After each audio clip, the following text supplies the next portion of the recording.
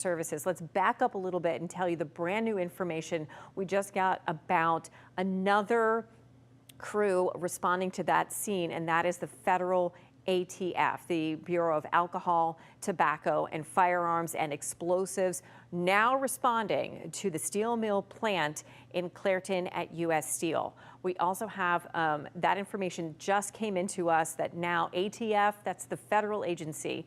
We've got local folks there, those firefighters and police officers and emergency medical service workers. We've got, the state PEMA is involved in this. That's the Pennsylvania Emergency Management Agency. We've got, folks who are concerned in the Allegheny County Health Department about pollution in the air. They're telling folks, listen, if you live near here, you work near here, you have a child in daycare or school near here, get inside, make sure you're not getting that outside air inside your building if you live within a mile.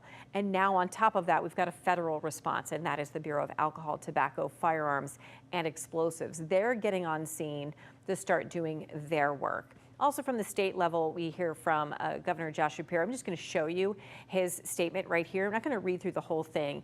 He's saying that he and his wife, the First Lady of Pennsylvania, Lori, are praying for the Clairton community. He's also telling folks that PEMA and the state police, that PEMA, again, is the Pennsylvania Emergency Management Agency, offering their assistance. But also the governor of the state is letting folks know, along with the Lieutenant Governor, Austin Davis, who's from McKeesport, which is right there in the Mon Valley. Here's his statement. Listen, if you are not called upon to be a first responder and an expert at this situation, you don't need to be here. They want you to stay away so that those folks can do their jobs. The Lieutenant Governor, Austin Davis, also letting us know that he knows folks who work at this plant. If you're from the Mon Valley, you likely do too. He used to be the mayor of the city of Braddock, and he lives right next to his home still to this day with his wife and children, sits in the shadow of the Edgar Thompson plant, which is part of this Mon Valley Works as well. So his community is right there. He showed up on scene driving in his Jeep, and here's what he told our reporter Kaylee Gunderson about what his reaction to this. This reminds everybody how dangerous of a job it is to make steel here and down here in Coke.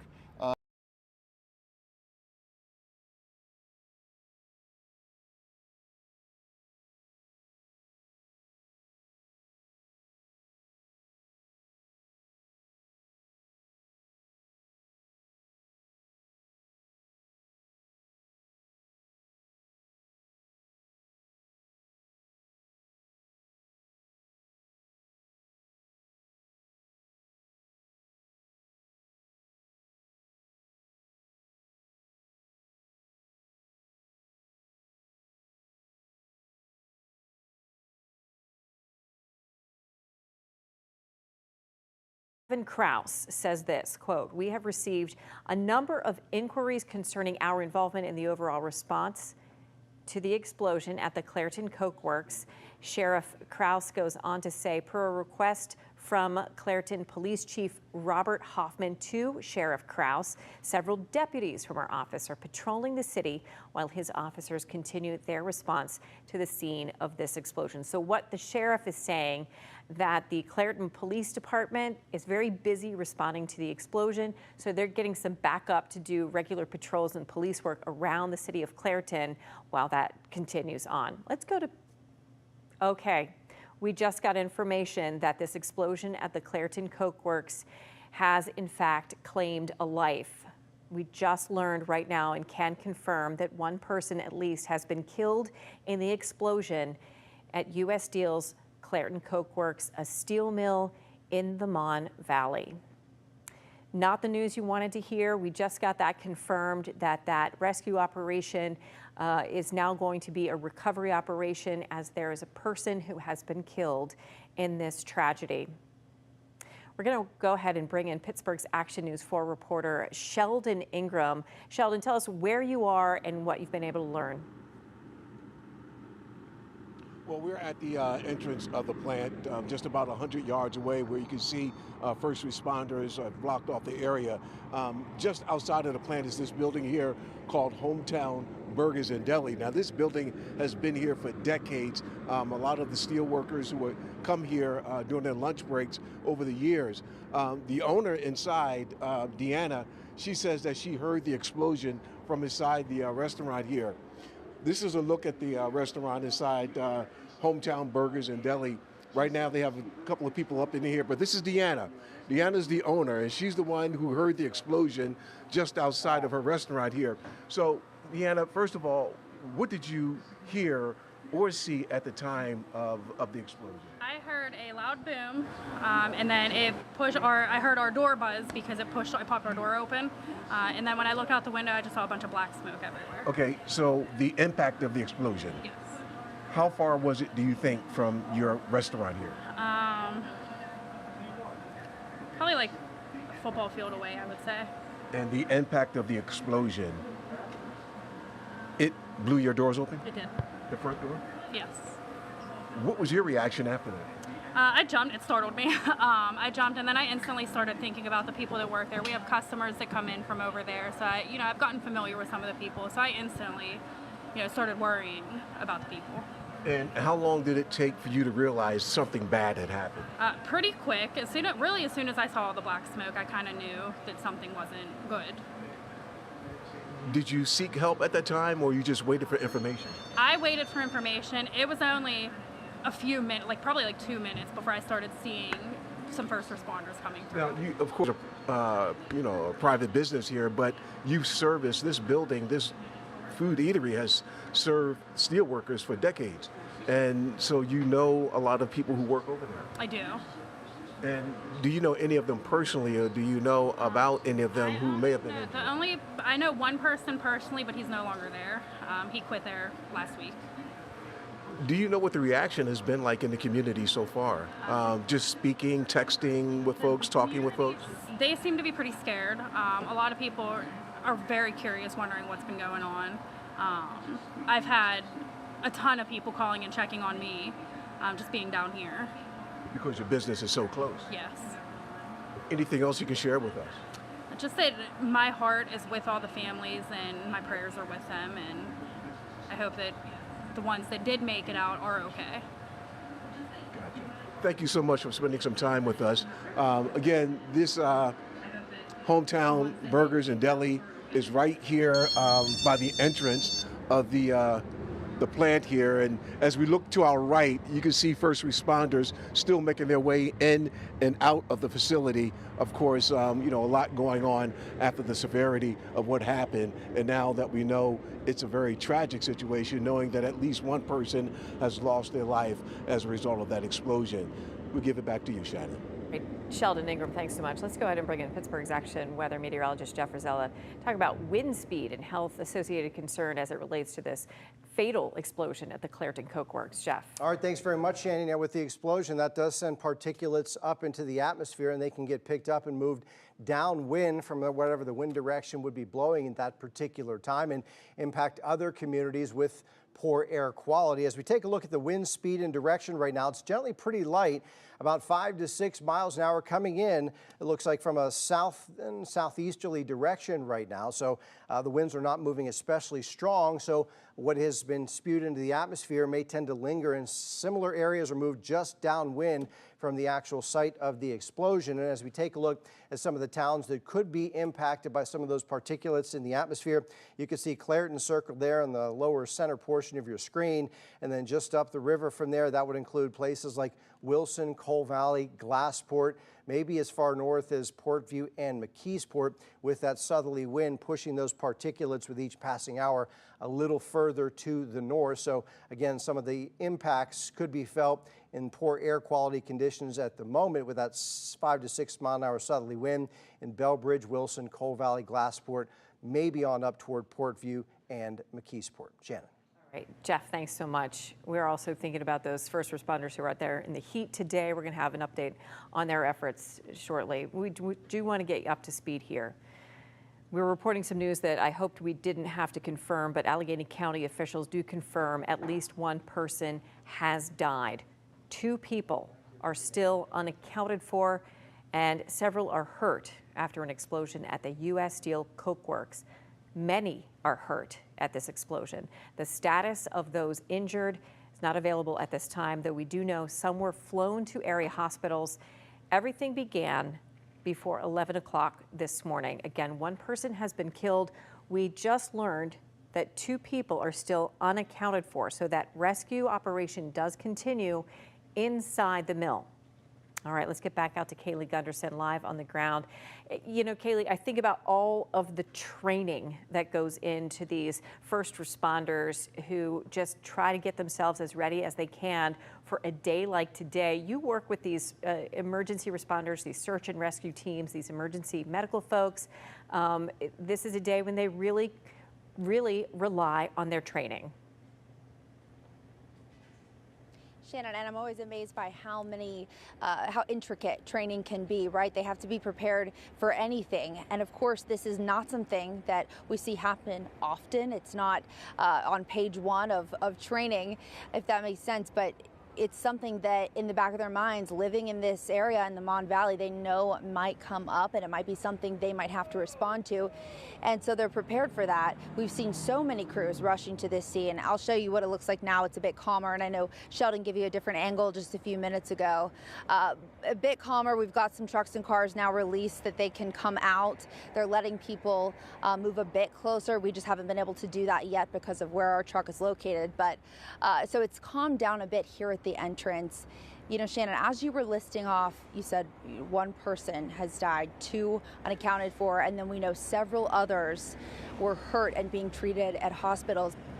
It makes you think of how many people this really impacts, how many families know that their person who works here is either hurt or possibly worse.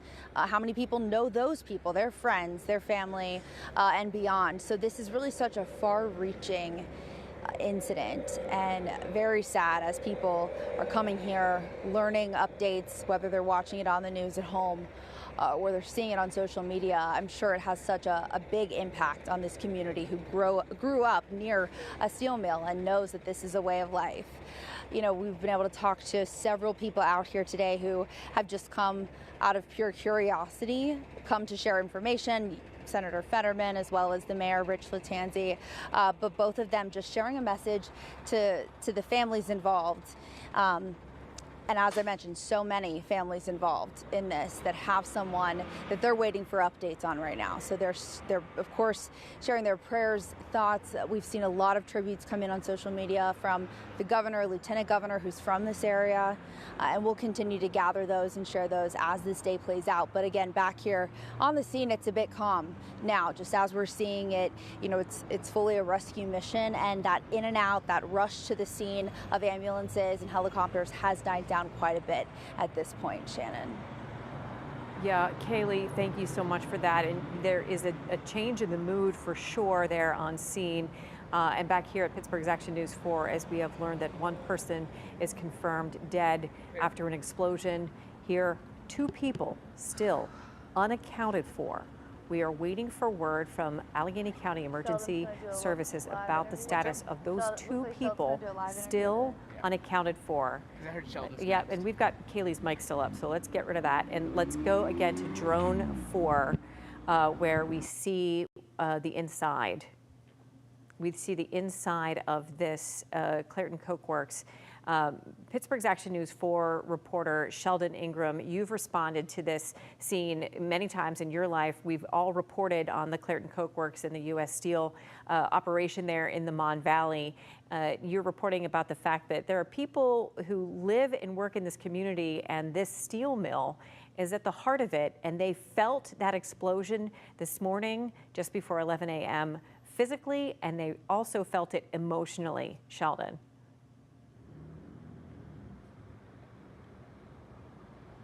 Yeah, there is a sense of worry in the community after this explosion, because a lot of folks in this area know people who work in the steel plant there. Billy Joe Prolinsky is one of them, and you were out here taking pictures. A strong sense of worry on your shoulders this afternoon after what happened. Why are you worried? What do you know about the people inside? Well, my friend's daughter works here, and her boyfriend was working at the time, and we're not sure what happened to him. He may have been one that died. We're not sure. You strongly believe he at least may have been injured. Yes. How did you find this out? We were at work, and my boyfriend is in South Carolina, and he called me saying there was an explosion. And then a girl I worked with, she's my cousin, she called our friend, and that's how we found out that he was in the mill when this happened. So it is the daughter of your good friend is her Yes. boyfriend Yes. who works in the mill. They both do, yes. They both work there. Yes. What about the young lady who works there? That's my friend's daughter Oh, right. that works there. She works there, but she was not injured to your knowledge? No, she's not she's supposed to go in midnight tonight. Gotcha. Anything else you can tell us? Just hope he's not. I hope he's alive. Talking to other folks in the community, can you give us an idea of the sense of concern that's here? Oh yeah, there's probably a lot. My niece lives down closer in the Wilson area, and she said it shook her house, the explosion. And how far do you work from here? I work in Venetia, out past Finleyville. Okay, so that's a good But distance. yeah, but I've lived here for 25 years. I only moved out of the area probably 3 years ago. Okay. Billy Joe Polinsky, thank you so much for talking to us. Thank you, sir. Thank you. I wish you all the best. Thank And so that's some more of the community reaction we have here. Billy Joe right here, and we were just across the street at Hometown Burgers and Deli, where the owner told us what she experienced during the explosion, that it was so forceful and so strong that it actually blew the doors open to her restaurant. We'll give it back to you, Shannon. Sheldon, that is heartbreaking to hear from people connected to this community. You think about all the phone calls and the text messages of people trying to get information on their loved one who works at U.S. Steel's Clairton Coke Works, and trying to get the information about the people who are inside that plant, that factory, when it exploded. Just before 11 o'clock this morning. I want to let you know, folks, if you're just joining us, that at least one person has been killed and 2 people are still unaccounted for inside the wreckage and the charred debris of an explosion inside the Coke Works, which is a place where they turn coal into coke in the steelmaking process at very high temperatures in coke ovens and batteries. We also just heard, I want to share this with you right now. We've heard from the USW, okay? Yes, we heard from the USW. That is the United Steelworkers, the union. They're telling our folks that they have some occupational health and safety experts. They're not federal officials, they're from the union, but they're safety experts and the other representatives on the ground at the Clairton Coke Works assessing the situation and aiding our members. Okay, so Bernie Hall, who is the District 10 director for the union, the United Steelworkers Union, he says, while we are still determining the scope of the tragedy, we are aware that multiple workers are receiving medical treatment for their injuries. In the coming days, we will work with the appropriate authorities to ensure a thorough investigation and to see that our members get the support they need. So I want to tell you that the union is on scene. We have reached out multiple times to the company, United States Steel, U.S. Steel. And you have to remember, we are also trying to reach out to the new owner of this company, which is Nippon Steel, to see how they are responding to this emergency and this tragedy in our community where at least one person has died in an explosion. I also want you to think about the emergency workers who are working delicately inside this steel mill, this plant, who likely know the individuals they're working now to rescue and at least one person to recover. Again, one person killed, 2 people still unaccounted for as we have seen some heavy equipment go in and start to move that charred debris at the blast site inside the plant. And we also know that many people have been injured. We've heard upwards of dozens of people at hospitals all over Western Pennsylvania between UPMC and AHN. A lot of doctors and nurses and emergency medical personnel work on treating injured people after a nasty explosion, really a catastrophic explosion at a U.S. Steel operation here in Western Pennsylvania. We do have many people, reporters, photographers, working to get you the very latest information. One thing I do want to stress right now is everybody wants to do something, right? Here's what you can do. If you live in that area, the Allegheny County Health Department very much wants for you to stay inside. If they're telling us if you live within a mile of the Clairton Coke Works, let's say you live within a mile of Clairton, right, on both sides of the Monongahela River, that's, that's a radius around Clairton. Get indoors and then make sure your air conditioner, your ventilation system is not taking in outside air. You want it to be on recirculate. You don't want to bring outside air into your home. You don't want your doors and windows to be open because the Allegheny County Health Department is telling us, out of an abundance of caution, they want to keep folks safe from any possible pollution or air quality issues that could have arisen from this catastrophic explosion at the Clairton Coke Works. So that's one thing you can do. The other thing you can do is what the Lieutenant Governor of the state, Austin Davis, has urged you to do. And keep in mind that Austin Davis is a McKeesport person. He grew up in McKeesport, lives in McKeesport with his family. He's telling you to not go there. And I'm sure he understands, as do I, the instinct to want to go to the scene, especially if you have a loved one who could be one of the injured. But he's urging folks to stay away from the scene so that the first responders can do their job. It's difficult. It's a very difficult day. And we are working to bring you all the latest information with sensitivity and accuracy as we learn more. This is video from earlier. You see how fast some of these workers at U.S. Steel are running to rescue their friends and their coworkers after this explosion. You see the dark blackened ground. You see some water from a fire hose, from a fire apparatus, but then you also see what appears to be a sprinkler system that was shooting water onto the scene of that explosion. You see, this is again video from earlier today from Sky 4, a charred pickup truck, a vehicle there. We heard descriptions of workers pulling one person out of the wreckage, getting them onto a backboard. That's a stiff board that they can then take to a waiting ambulance, and just one of many casualties associated with this fire and explosion at Clairton Coke Works. One ambulance after another, after another, after another. 3 helicopters have taken off at the Clairton Coke Works helipad and then returned to hospitals with patients. One of those helicopters landed. A 4th helicopter has landed and is still there. This is a live picture right now of the situation where we are seeing, I think this is drone 4. This is drone 4. Thanks, Taylor. Up in the booth, we're hearing from our individuals here at Pittsburgh's Action News 4, a whole team of people. So you see some heavy equipment coming in there and piecing away some of the charred out debris. And that shot is actually great because it shows you the hole.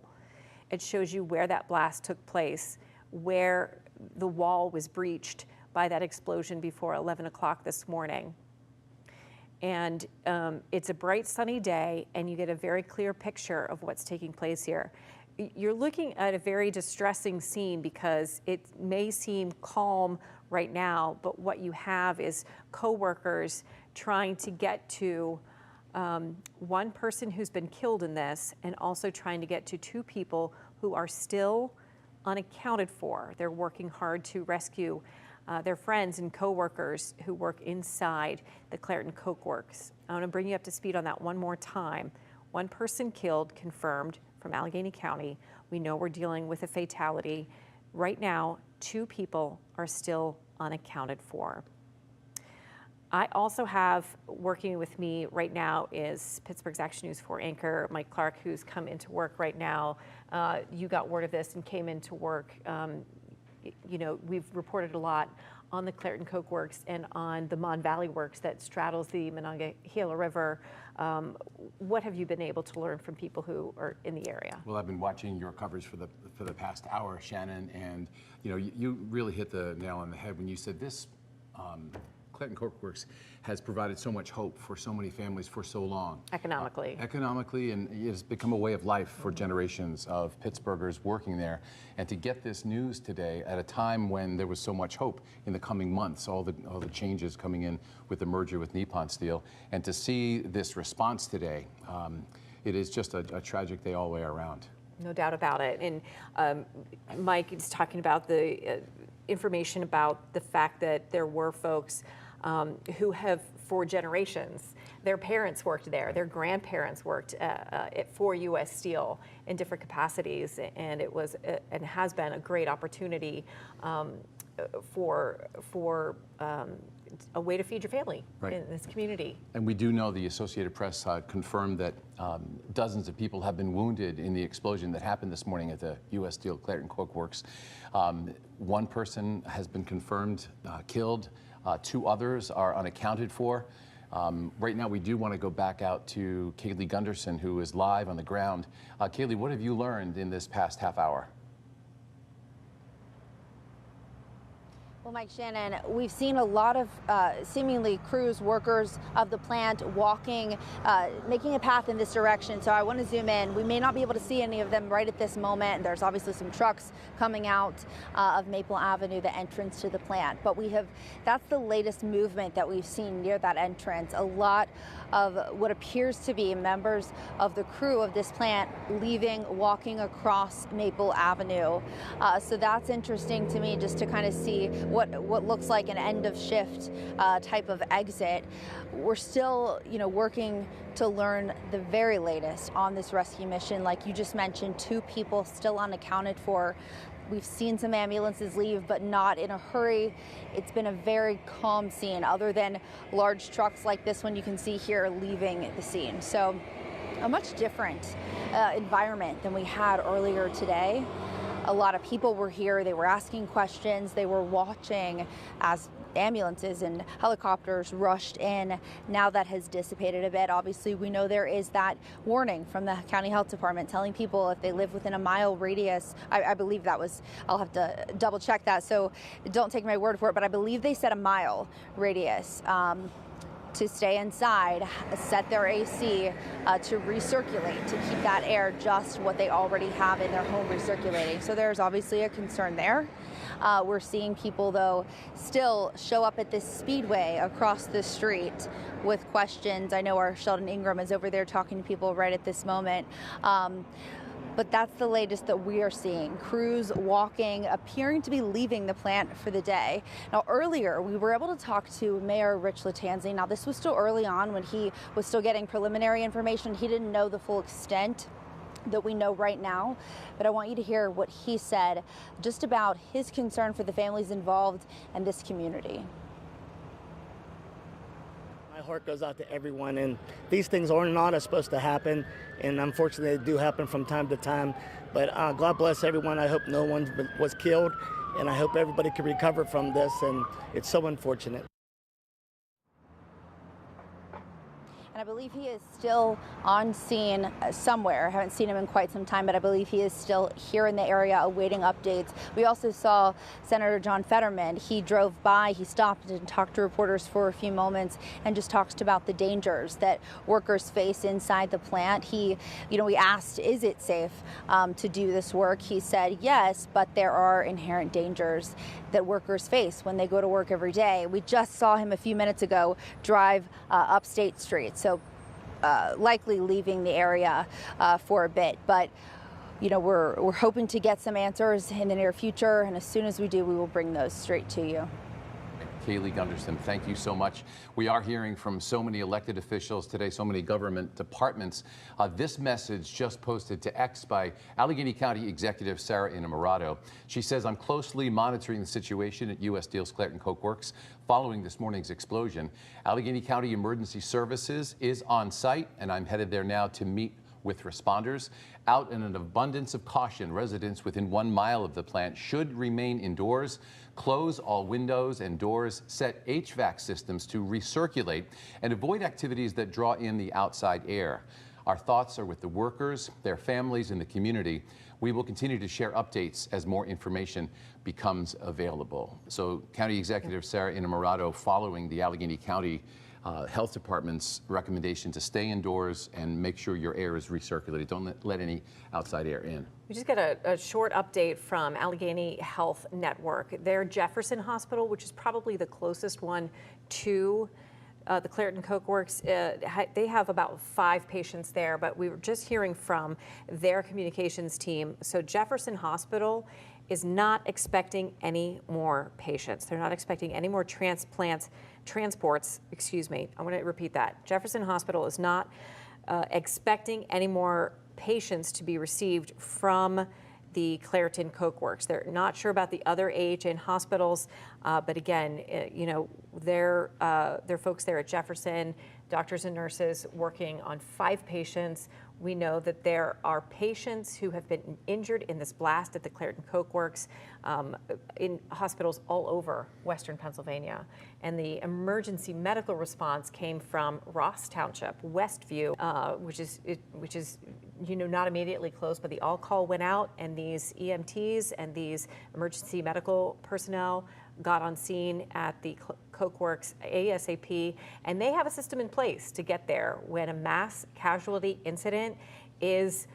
They have an alert out for that, which means lots of folks and the response that they need from that. Okay, we're showing you the map where the Clairton Coke Works is and sits in the Mon Valley. Just repeating again, 1 person killed, 2 people unaccounted for. And Shannon, you've been on the air since shortly after the explosion happened this morning. We don't have an exact number of injured workers from the site. All we know, dozens of people have been injured. We don't know the severity of those injuries. Pennsylvania U.S. Senator Dave McCormick releasing a statement on X as well, saying this: thinking about all those involved in and responding to the explosion at the steel plant in Clairton. I'm monitoring this closely as additional details become available. But in the meantime, Dina and I will be praying for all those endangered and their families. Also, we heard from Congresswoman Summer Lee. She said this, quote, "My team and I are aware of the tragic explosion at the U.S. Steel Clairton Coke Works plant." She says, "My heart is with the workers, especially those injured or trapped, their families, first responders, and the entire Clairton community." Congresswoman Lee continues saying, please follow local guidance and avoid the area as we gather more information. We are getting that word, too, from everybody on all levels of this, that if you don't need to be there, do not go there. We're going to get you the information you need as soon as we get things confirmed. It's one of those days where you're going to have to just watch your TV, put on WTAE.com, that red banner at the top.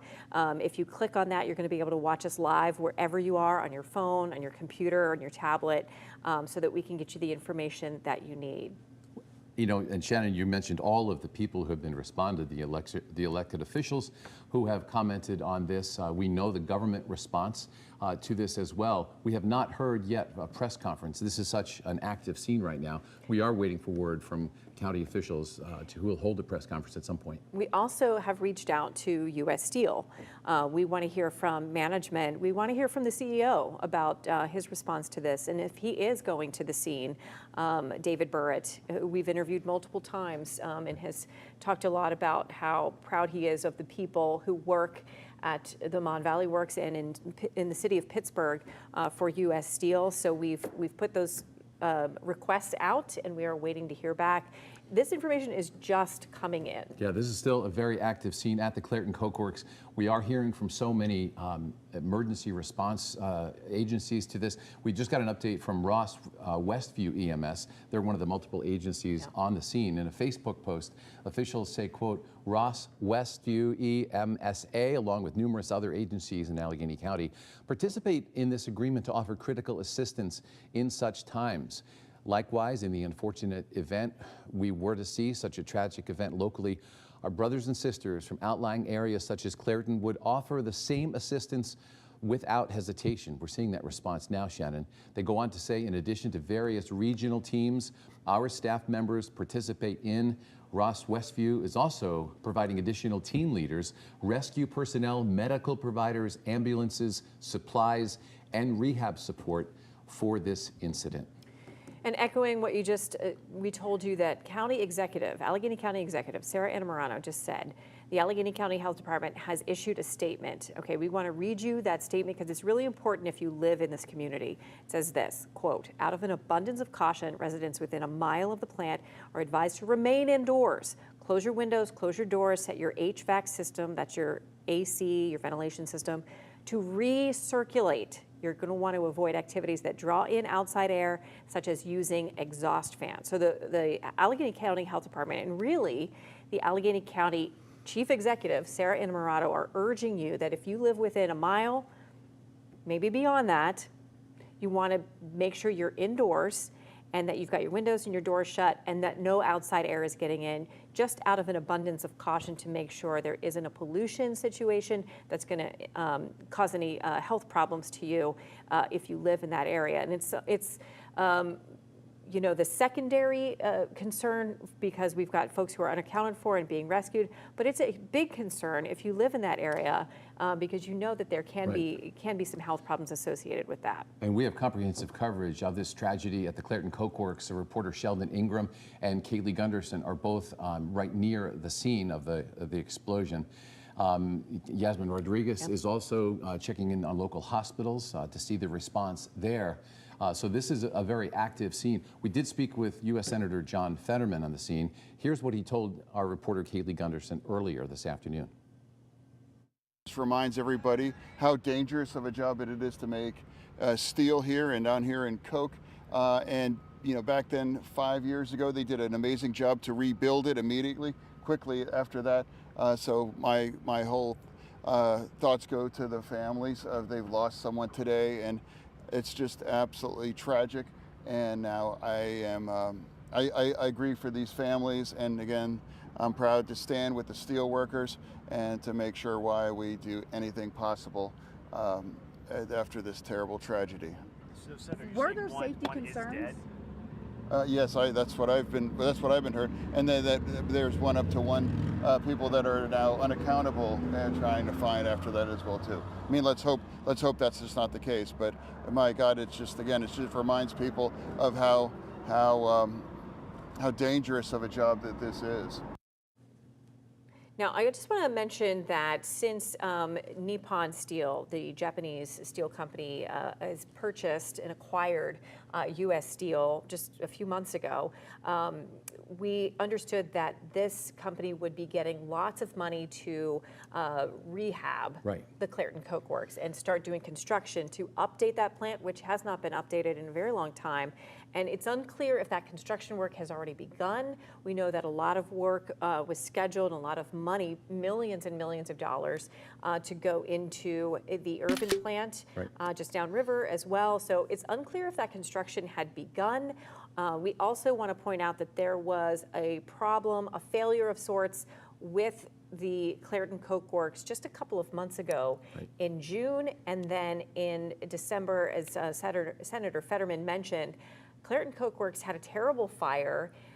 It did not result in the loss of life as we have today, but it was a fire that shut down the batteries there and caused that plant to have severe pollution problems as well on Christmas Eve of 2018. So this is a plant that has seen some trouble in the past, ongoing, and we've covered it all. And today we are covering a tragedy, a devastating and catastrophic explosion that has claimed at least one life. You have done extensive reporting on the Clairton Coke Works, in particular, the Edgar Thomson Works, and you actually sat down with CEO David Burritt on a number of occasions. One of the big selling points of this deal with Nippon was the infrastructure refresh.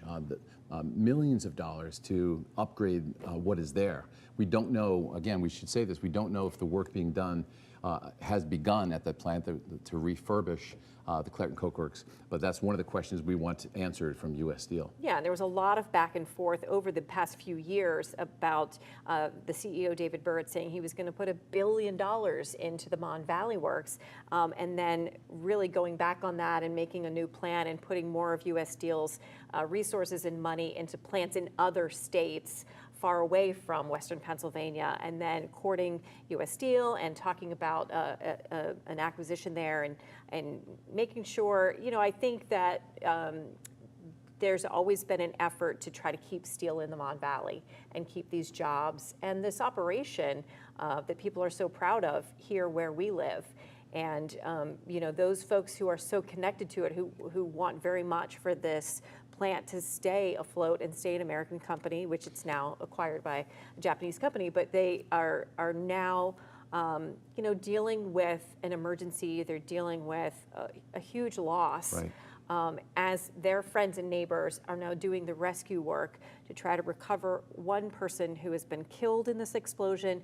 And I do want to stress that they're working right now to get to and rescue 2 other people who are still unaccounted for. And that is why this is an emergent situation, an urgent situation with a lot of moving parts and a huge emergency response and experts who are doing what they're trained to do. There is such a deep interest in the Clairton Coke Works, more than 1,200 people employed there. And part of our coverage today is hearing from the people who work and live in and around that plant. A short time after the deadly explosion happened today, Pittsburgh's Action News 4 reporter Yasmin Rodriguez spoke with someone about that very issue. Tell me what time it happened, what you felt, what was going on. Oh, I would guess it was probably about 40 minutes ago. Time has flown by. Felt like thunder, but it literally we're on scaffold. Shook the scaffold, shook my chest, and shook the building. And then we saw the dark smoke coming up from the steel mill. Did you realize it was the steel mill at that time? Put 2 and 2 together, and it's like something bad happened. And in that moment, did you realize it was the steel mill? Yeah, you could see it from 837 on the road. Kind of explain to me what that looks like, that black smoke, and did you see the fire actually billowing? I did not see any fire. I couldn't see the tops of the flames. All I saw was the black smoke, which has dissipated now. I don't know if they have it under control or whatnot, but not nearly as much smoke as there was a half hour ago. What does that scene kind of look like now? Every fire department within 15 miles is here. A lot of ambulances, lots of sirens. Did you physically hear an explosion? Oh yeah, it sounded like thunder. Wow. How far is your work site from the mill? A half mile to a mile. So everybody on your site kind of felt it and heard it? Yeah, not even a half mile. We're pretty close. I can hear the emergency responders in the background of you. Wow. Have you worked in this area for a long time? We've been down here for about 2 weeks. We're doing a brick veneer on a building and just so happened to be down here while it was happening. Any evacuations happening right now in your area? I honestly, I don't know. I can't speak to that. Are you guys kind of hunkering down in the meantime? We're continuing to work. But hopefully, I don't know, maybe it'll be an early quit day. I don't know. I'm just worried about the guys down there. Yeah. Is there anything else about the scene that you can kind of tell us, describe what's going on? Because we're seeing it from that aerial view, but you're kind of seeing it firsthand. Is there anything else that you can kind of tell us that would help? From my understanding, there was construction going on down there.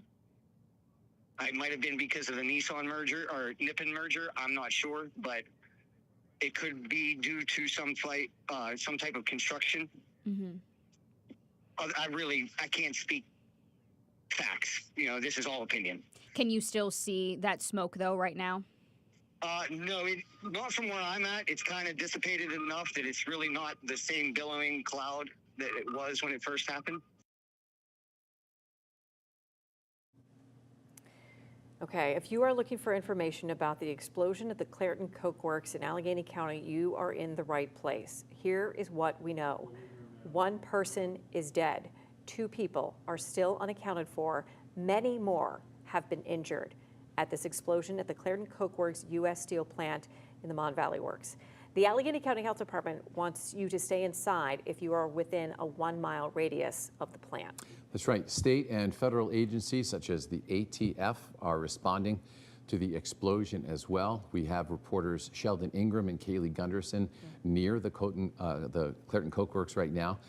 And Pittsburgh's Action News 4 reporter Yasmin Rodriguez is live at Jefferson Hospital, where we learned that some of the injured are being treated. Last word, Yasmin, we understand 5 people have been transported to Jefferson?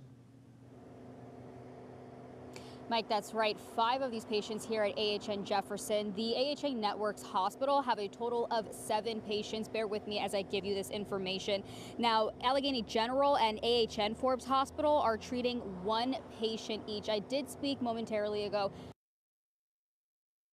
Okay, we've got Yasmin Rodriguez. She's live at Jefferson Hospital, which is just down the street from the Clairton Coke Works. She's telling us that 5 patients are being treated there. The one thing we also heard from Yasmin earlier is that Jefferson Hospital, which really has received the bulk, I think, of these patients, they're not expecting any more transports, but that remains to be seen. We know that ambulances, both on the ground and medical helicopters, went out very quickly after this explosion, getting the injured where they needed to be in these local hospitals so that medical staff could get to work on them to try to treat them. Such an important part of this story. We do know that 4 medical helicopters were on scene relatively quickly, and 3 of them left with patients. So they did get injured people to the hospitals, multiple hospitals throughout Western Pennsylvania. Yeah, if you are just joining us here on Pittsburgh's Action News 4, we have been on the air since the 11 o'clock hour and through our noon news, and we are not letting go of this breaking news situation because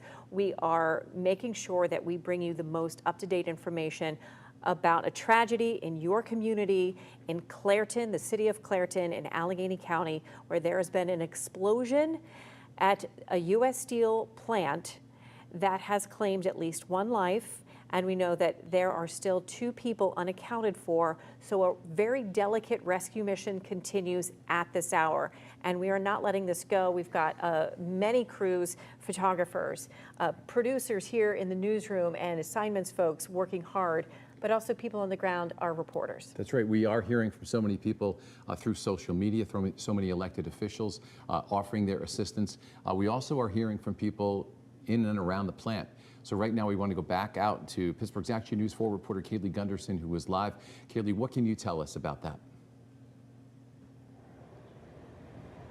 Well, Mike, Shannon, it seems like it might be end of day for a lot of the workers inside that plant. We're seeing a lot of people walking across where you see those flashing lights straight ahead, walking across that path in plain clothes with bags. And then minutes later, we see a slew of cars leaving the parking lot. So I don't know exactly who those people are, but I would imagine they're coming from inside the plant.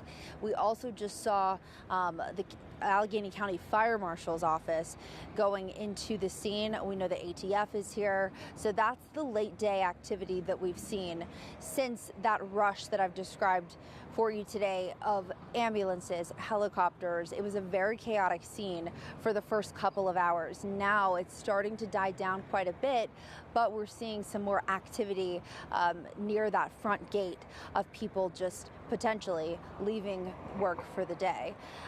You know, it's been a very tense scene at times. A lot of people out here at first early in the day, you know, just before noon, really demanding answers. That has died down.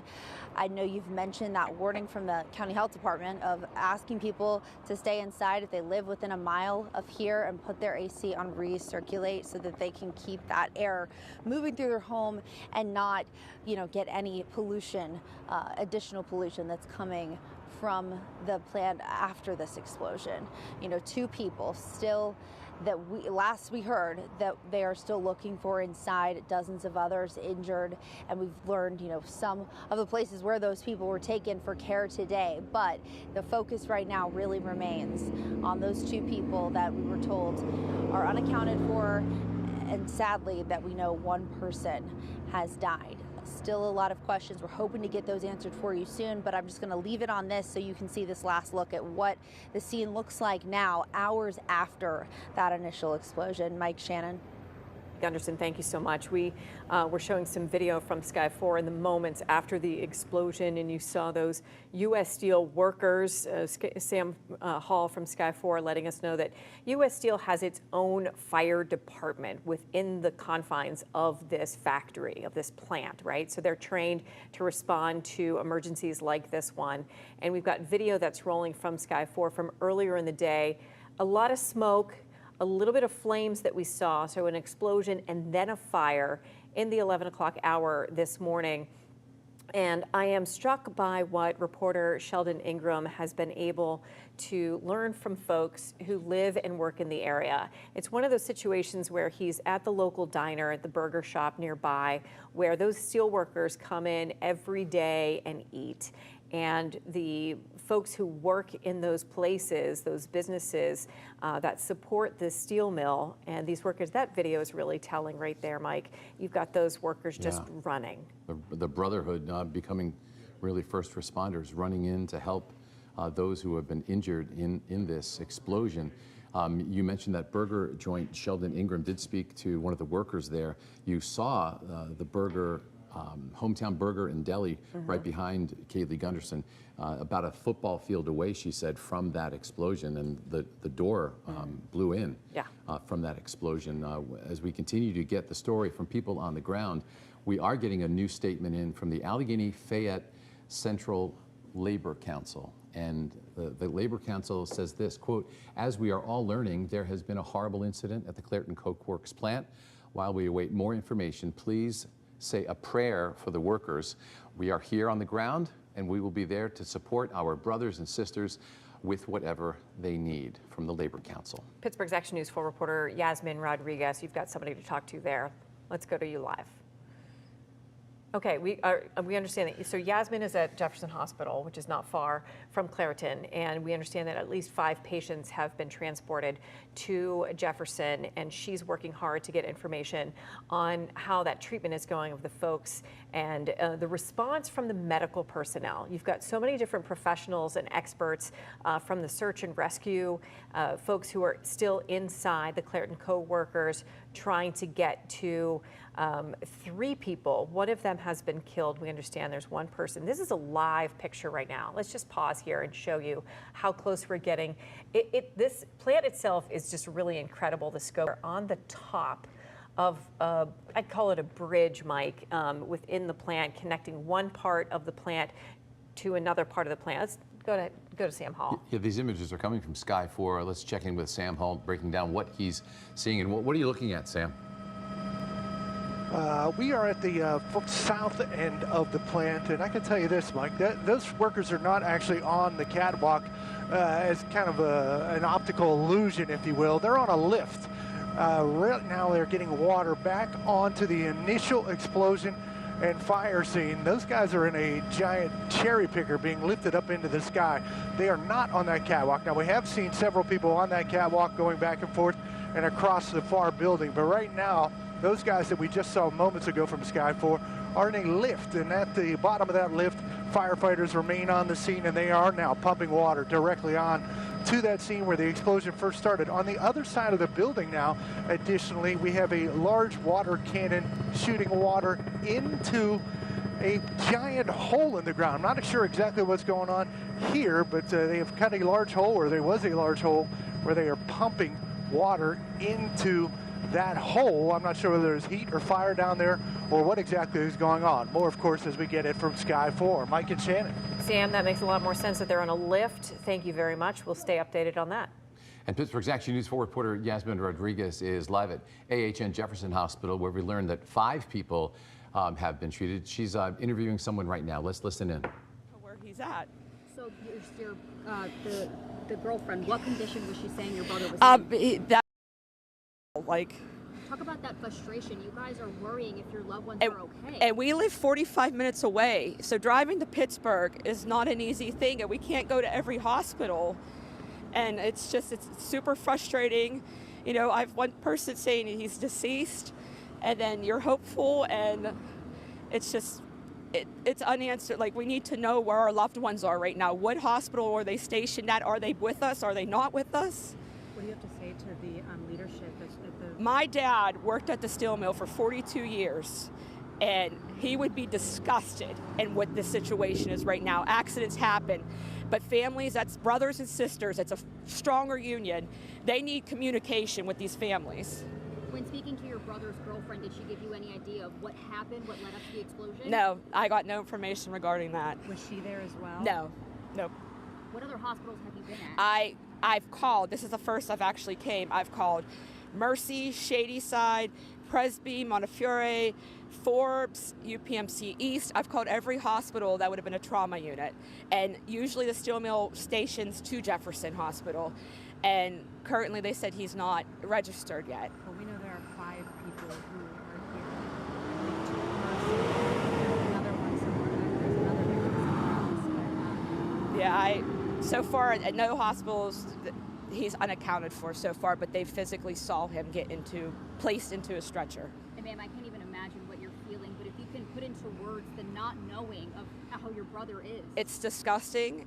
It's heartbreaking. He has 3 kids that are messaging me every 2 minutes, and we need answers. We need them now. Like, even if it's not what we want to hear, we need to know something. Do you have a photo of him or anything that you could share with us? Yeah, if you don't, I could go get my phone right now. Yeah. Okay. Yeah, okay. Spell your name. Quinn. It's my first name's Trisha. Okay. Yeah, Thank you. Thank you. Yeah, guys, Okay, that was Tricia. let's go back to Yasmin. Brother, 36-year-old Timothy Quinn was. Her brother, 36-year-old Timothy Quinn, she does not know the status of her brother. She did come up to us and tell us that all she knew was that her brother's girlfriend mentioned that her brother was being taken on an ambulance in the back of a stretcher, did not know his condition. She's hearing reports that he's deceased, but at this time she's expressing her frustrations with us and how Clairton Works is not giving her any idea. She said she's been in contact with other families as well. There's no staging area. There's nowhere for these families to come together to get more information.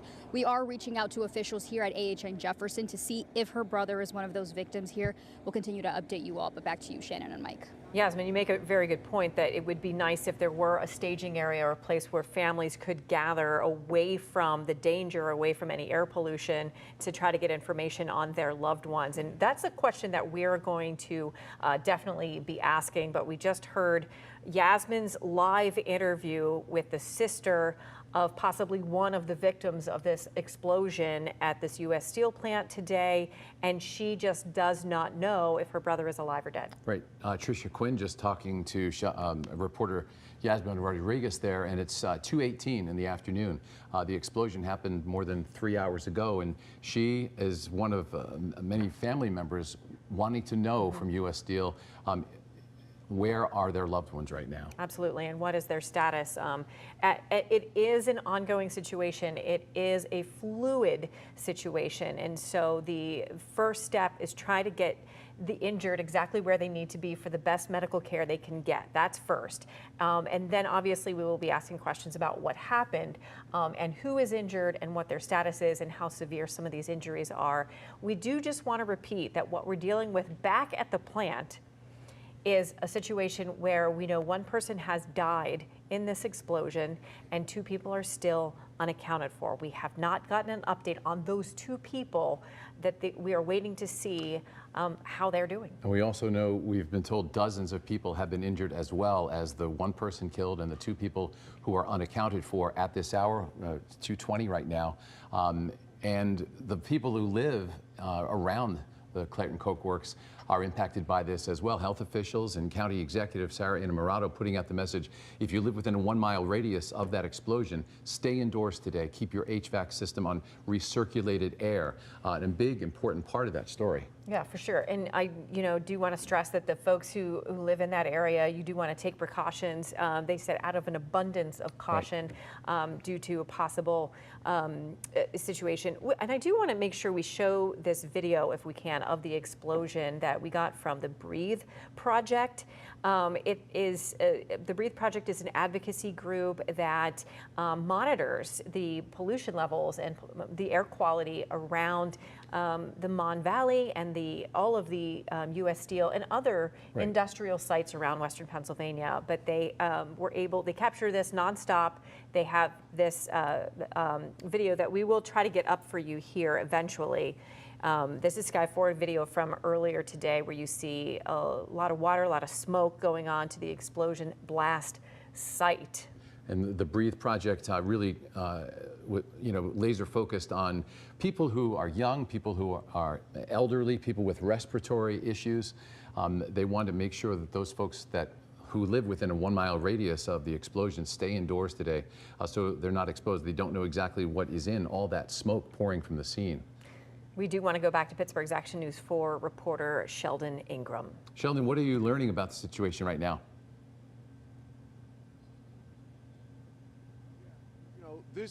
This explosion, well, first of all, the community reaction is twofold.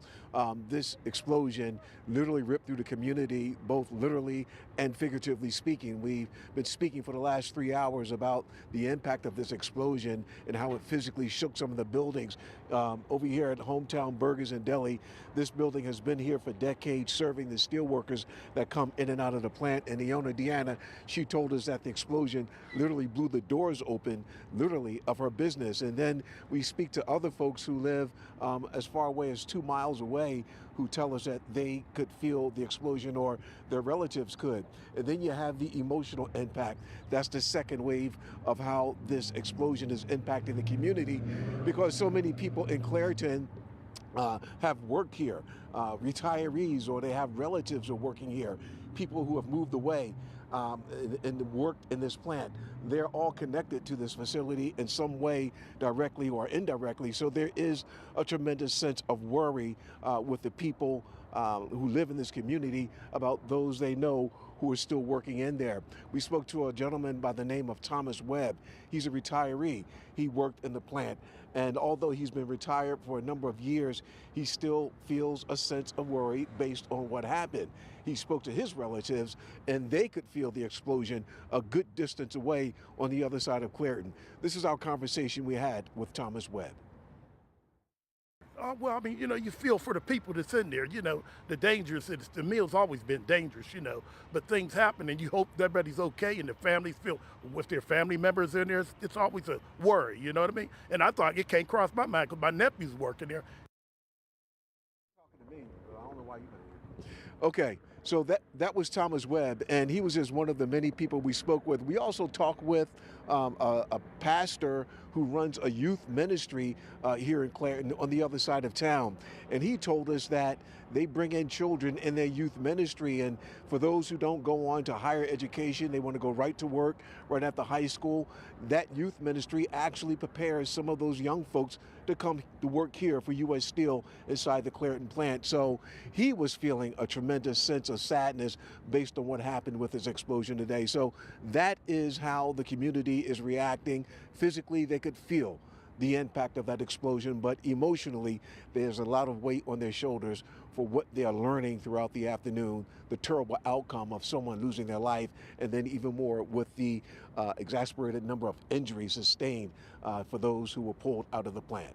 Back to you in the studio. And again, Sheldon, making sure people know that there is one fatality right now associated with the explosion at the Clairton Coke Works owned by U.S. Steel, and 2 people still unaccounted for. That rescue operation continues at this hour. We just got brand new information from Governor Shapiro of Pennsylvania. That's right. We just got this updated statement. We heard from Governor Shapiro earlier.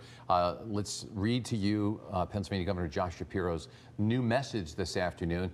He says multiple explosions occurred today at U.S. Steel Clairton Coke Works in Clairton, PA. Since then, my administration has been in constant contact with labor leaders and local officials, and I've spoken with County Executive Sarah Innamorato to reiterate that the Commonwealth is here to provide any resources needed. He goes on to say injured employees have now been transported to local hospitals to receive care, and search and rescue efforts remain active at the plant. He says that if you're in the area, continue to follow the instructions of local authorities. Lori, his wife, and I are eternally thankful for the bravery of our first responders, and we continue to pray for the entire Clairton community. So an important distinction to make there. We just heard from Governor Shapiro saying multiple explosions took place this morning. That's new information. We were hearing about one explosion, and now we hear that more than once a blast took place this morning at Clairton Coke Works. Right, and when you have a situation like this, a tragedy like this, we are awaiting to hear from officials to give us a detailed timeline of what happened, exactly what happened and when it happened. Just as soon as that news conference takes place, we will bring it to you live. Yeah, I think what we expect from emergency officials in government, the Allegheny County, I think, will probably be taking the lead on this, is we want to see what their response is so far to this point and what they know about what's happening right now, and to find out when we can expect to get further updates from those folks. This video is just a section of this tragedy that took place this morning and continues to unfold in our community. You see those U.S. Steel employees racing and digging through rubble, that charred debris, a hole in the wall of the place where they work, working to rescue their colleagues, their coworkers. And still a very active scene. Firefighters are on the scene. Pittsburgh's Action News 4 reporter Sam Hall, live in Sky 4, was showing us the scene of a very active firefight, dumping lots of water into a hole. He couldn't determine if there was a fire or something was smoldering, but they were dousing that hole with lots and lots of water. All right, let's talk with Pittsburgh's Action weather meteorologist Jeff Rizal. And you're talking to us about how wind plays into what's going on here and any kind of health-related concerns, Jeff. Yeah, the greater community impact with health-related, as you've been alluding to, Shannon and Mike, is that the county health department has issued people that within a 1 mile radius of where the explosion took place to stay indoors or put their HVAC unit on recirculate so as not to bring in some outside air. That's out of an abundance of caution at this port because explosions of this type and then some of the smoldering that takes place as they're trying to put out any fires will eject particulates into the atmosphere.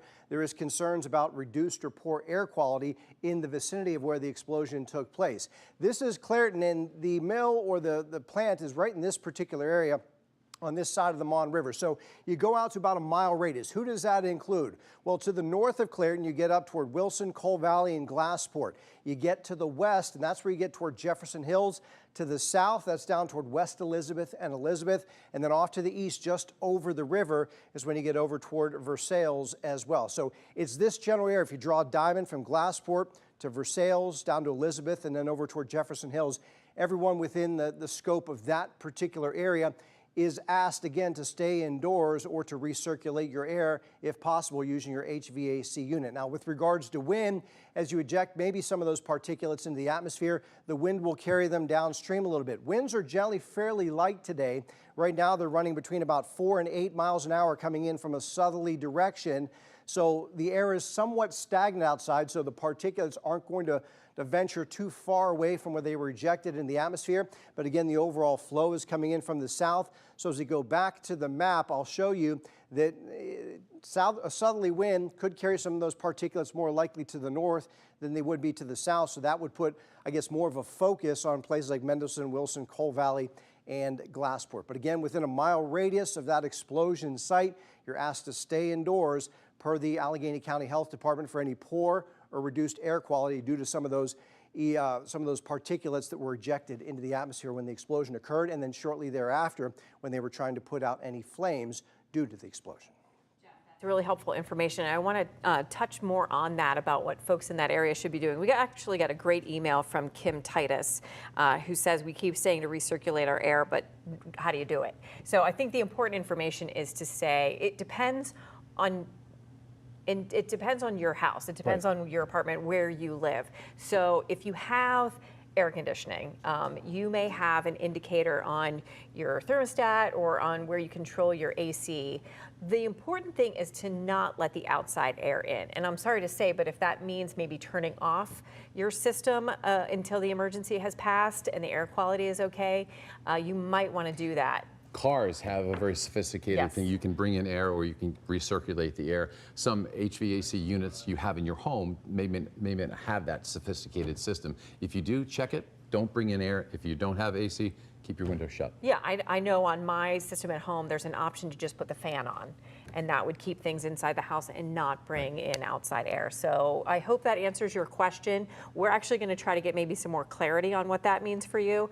But again, what you want to do is keep windows and doors shut. If you live within a mile radius, this is what the Allegheny County Health Department's telling all of us, not just, we're not telling you, they're telling you, the health experts, to try to stay safe out of an abundance of caution. Right now, we want to go back out to the Clairton Coke Works, where Pittsburgh's Action News 4 reporter Kaylee Gunderson joins us once again. Kaylee? Mike, Shannon, we're zoomed in right now on a group of what appears to be first responders, possibly some officials who are gathered there at the corner. We've also seen Senator John Fetterman show back up just a few moments ago after he left the area about an hour ago. So we're hoping that this could be an indicator that maybe we could get some updates soon. I don't know, but this is the first time that we've seen a gathering of officials like this, clearly having a conversation, kind of rallying in one place. And this is the media staging area here at State Street and Maple Avenue, right outside the plant. So we're in the right place to get those answers when we can hopefully officials take questions from us and give us the chance to do that. But I just wanted to show you that, as that was really the first movement we'd seen here in a while. Now you can see more ambulances coming out of the front of that plant. You know, it's been kind of fluctuating a bit throughout the day. We've seen a lot of activity at times. It's slowing down now, and we've seen a row of cars caravanning here and there every few minutes. Seems to be people leaving the plant. I can't say for sure where they're coming from, but that's just my perception as we see here another row of cars pulling out of that parking lot tucked behind Hometown Burgers and Deli. So a different scene than we had here earlier in the day, but still very much active. And Governor Shapiro confirming that in his statement, that this is still very much an active investigation, still very much a search and rescue mission. 2 people who we heard were unaccounted for and 1 who was killed. Several injured and taken to area hospitals. Still very active today, and we're hoping we get that chance to ask questions very soon. Haley, thank you for that. You saw those 3 ambulances leaving there. They did not have their lights and sirens on. We are going to ask the questions about the latest with the search and rescue mission. We know 1 person was killed in this. 2 people are still unaccounted for as we are waiting for official word on the status of those 2 people. So Kaylee also mentioned seeing U.S. Senator John Fetterman in that area. He's been there a couple of times. I will say he's so far the only government official that we've heard from so far today. He lives in Braddock. He used to be the mayor of Braddock. He was the lieutenant governor of Pennsylvania.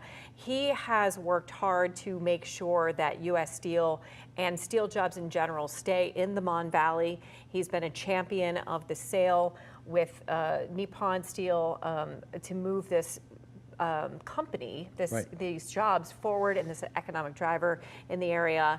He is devastated and has voiced some of that devastation today, and he learned early on that a life has been lost. Let's listen to what he had to say. This reminds everybody how dangerous of a job it is to make steel here and down here in Coke. And you know, back then, 5 years ago, they did an amazing job to rebuild it immediately, quickly after that. So my whole thoughts go to the families. They've lost someone today, and it's just absolutely tragic. And now I grieve for these families. And again, I'm proud to stand with the steel workers and to make sure why we do anything possible after this terrible tragedy. So, Senator, were there safety concerns? Yes, that's what I've been heard, and that there's 1 up to 1 people that are now unaccountable and trying to find after that as well too. I mean, let's hope that's just not the case. But my God, it just reminds people of how dangerous of a job that this is. And his Republican counterpart, U.S. Senator Dave McCormick, just released a statement on X saying this, quote, "Thinking about all those involved in and responding to the explosion at the steel plant in Clairton. I'm monitoring this closely as additional details become available. But in the meantime, Dina and I will be praying for all those endangered and their families." We're also hearing from Congresswoman Summer Lee. She commented saying this: "My team and I are aware of the tragic explosion at the U.S. Steel Clairton Coke Works plant, My heart is with the workers, especially those injured or trapped, their families, first responders, and the entire Clairton community. Please follow local guidance and avoid the area as we gather more information.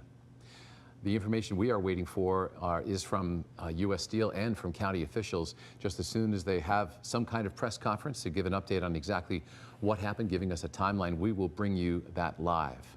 And we do have Sam Hall once again in Sky 4. Looks like there's more fire apparatus on the scene here of the explosion, Sam.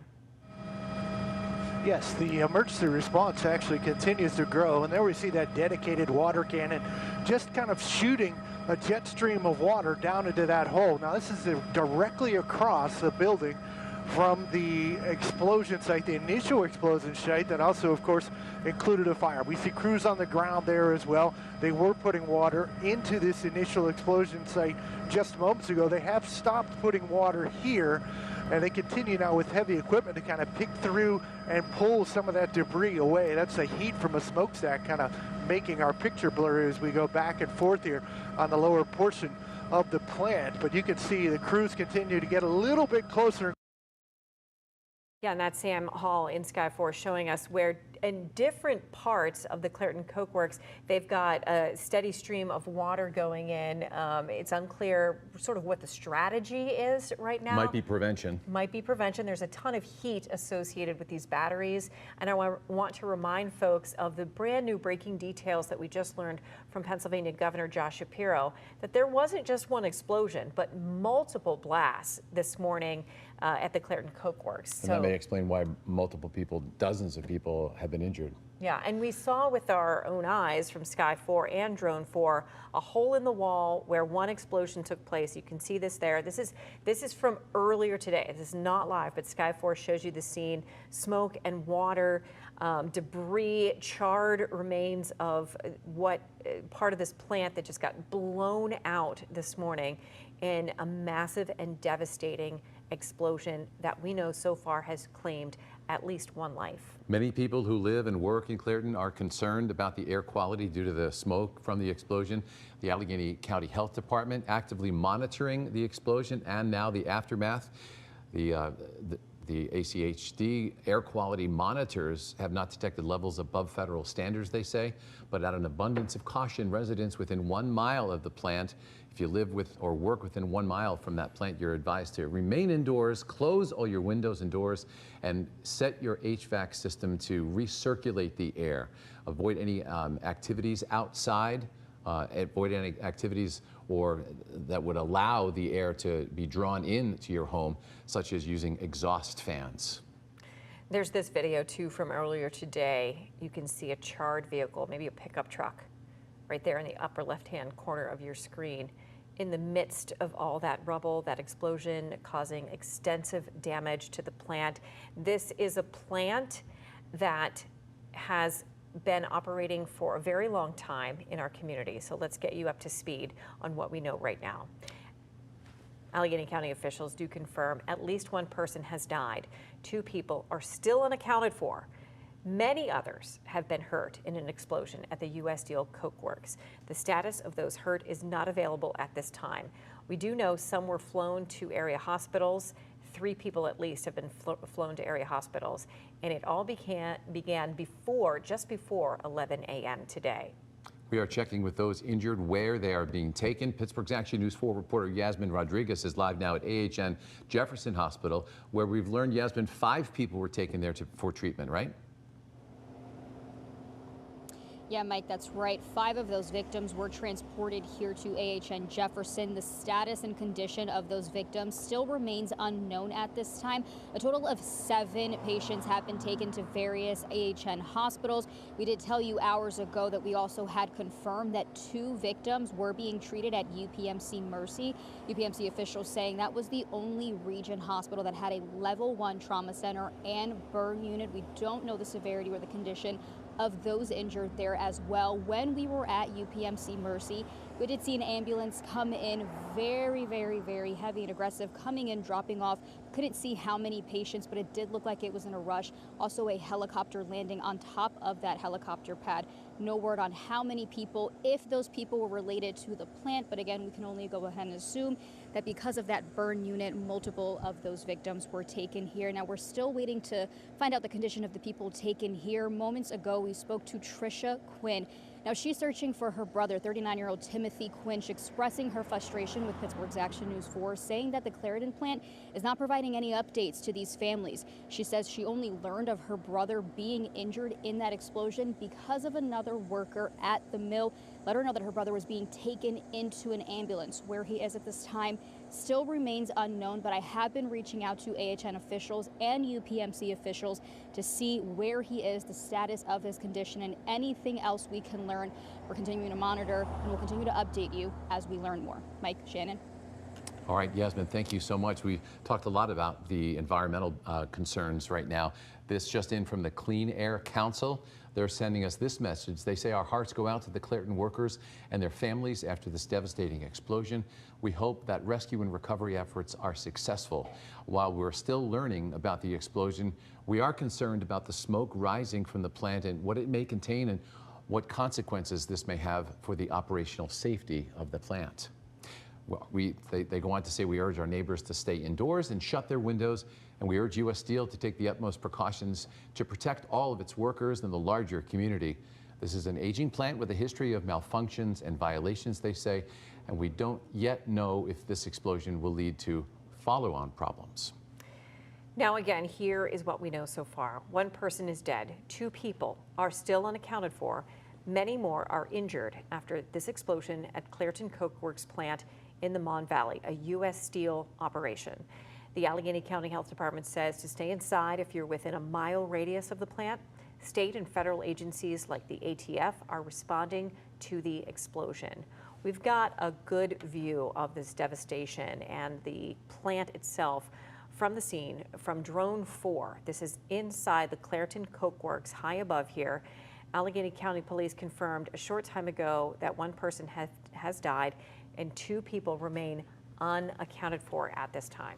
And a short time after the deadly explosion happened at the U.S. Steel Clairton Coke Works, Pittsburgh's Action News 4 reporter Yasmin Rodriguez spoke with one man who didn't work at the plant, but he worked nearby. Take a listen to his interview. Tell me what time it happened, what you felt, what was going on. Oh, I would guess it was probably about 40 minutes ago. Time has flown by. Felt like thunder, but it literally we're on scaffold. Shook the scaffold, shook my chest, and shook the building. And then we saw the dark smoke coming up from the steel mill. Did you realize it was the steel mill at that time? Put 2 and 2 together, and it's like something bad happened. And in that moment, did you realize it was the steel mill? Yeah, you could see it from 837 on the road. Kind of explain to me what that looks like, that black smoke, and did you see the fire actually billowing? I did not see any fire. I couldn't see the tops of the flames. All I saw was the black smoke, which has dissipated now. I don't know if they have it under control or whatnot, but not nearly as much smoke as there was a half hour ago. What does that scene kind of look like now? Every fire department within 15 miles is here. A lot of ambulances, lots of sirens. Did you physically hear an explosion? Oh yeah, it sounded like thunder. Wow. How far is your work site from the mill? A half mile to a mile. So everybody on your site kind of felt it and heard it? Yeah, not even a half mile. We're pretty close. I can hear the emergency responders in the background of you. Wow. Have you worked in this area for a long time? We've been down here for about 2 weeks. We're doing a brick veneer on a building and just so happened to be down here while it was happening. Any evacuations happening right now in your area? I honestly, I don't know. I can't speak to that. Are you guys kind of hunkering down in the meantime? We're continuing to work.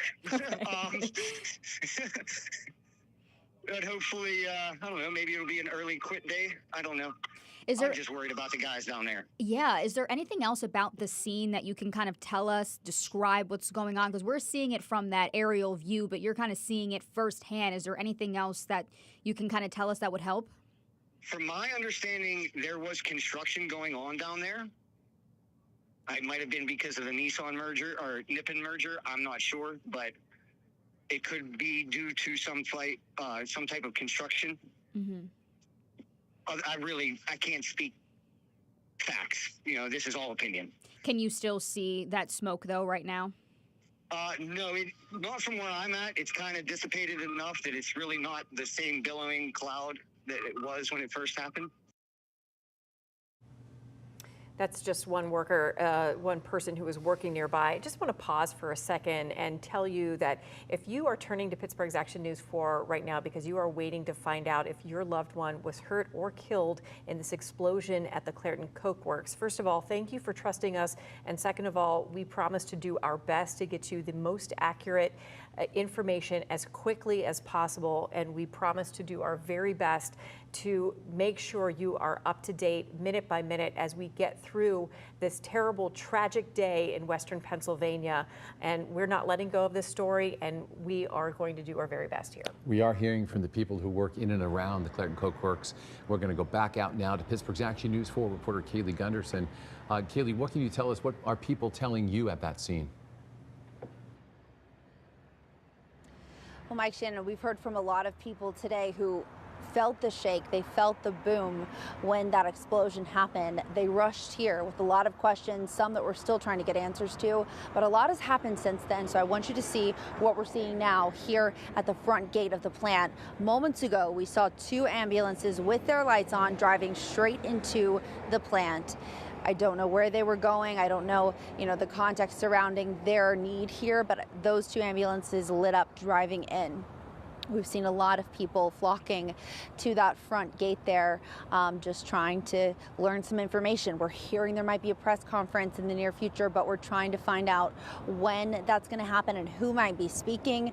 I know Senator John Fetterman just showed up a few minutes ago. He was here earlier. We heard from him. We got to talk to him, but he's back on scene. Perhaps that's a sign that he could be joining that press conference. I'm not sure about that either, but we're waiting patiently and trying to, get some insights on how soon we might get the chance to ask those questions that we so importantly need to ask. Now, 1 person killed tragically, 2 more people unaccounted for, several others hurt. That is the latest information that we've gotten here. We know, though, confirmation by the governor that that this is still an active investigation. We cannot see John Fetterman from where we are standing. He is just out of shot. There's too many poles and signs. Oh, you can see him. Okay, sorry, I'm getting word you can see him there. He's talking to people on scene. We will go follow up as well and try to speak to him in just a few moments, but we did get to talk to him earlier today and ask him what he knew at the time, which is now, consistent with our understanding of this as well. But he just expressed such concern for what happened at the plant, the dangers that these workers face every day. We asked if he considers this to be a dangerous occupation, a dangerous task, and he said yes, but they practice safety the best that they can. It's just inherently a dangerous job, and he stressed that multiple times in that interview. I'm interested to see if he has any updates that he can share from what he's hearing from officials, obviously that we would work to confirm ourselves, but as we're trying to get information and waiting to hear from those officials, I'm interested to see what he could share. So we are going to go try to talk to him as well, but for now, this is the scene that we are left with now, hours after that initial explosion. I'll send it back to you now in the studio. Kaylee, thanks. And while we take it back from you, we're going to get the video from Sky 4 right now. This is a live picture. I want to talk a little bit about what Kaylee just said. She said it's important that we can ask public officials questions. That's part of our process. We had mentioned earlier that, listen, Senator John Fetterman is very close to this scene. He lives nearby, just down the road in Braddock for sure, and, has been a big part of trying to make sure U.S. Steel stays in Pittsburgh and stays, functioning as an employer in this region. He's been the person we've seen on camera and have been able to ask questions of, which is part of our process. We've heard from a lot of government officials through statements and through social media, but what we are waiting for right now, and that will be a big push forward and big step forward in delivering you the most up-to-date information, is being able to ask these public officials and hopefully company officials from U.S. Steel questions ourselves about what happened and what happens now. So we will bring those things to you, and we will not stop asking for those interviews to make sure that you have all the information that you can get, that you get the most up-to-date information on this as well. Sam Hall in Sky 4, what do you see?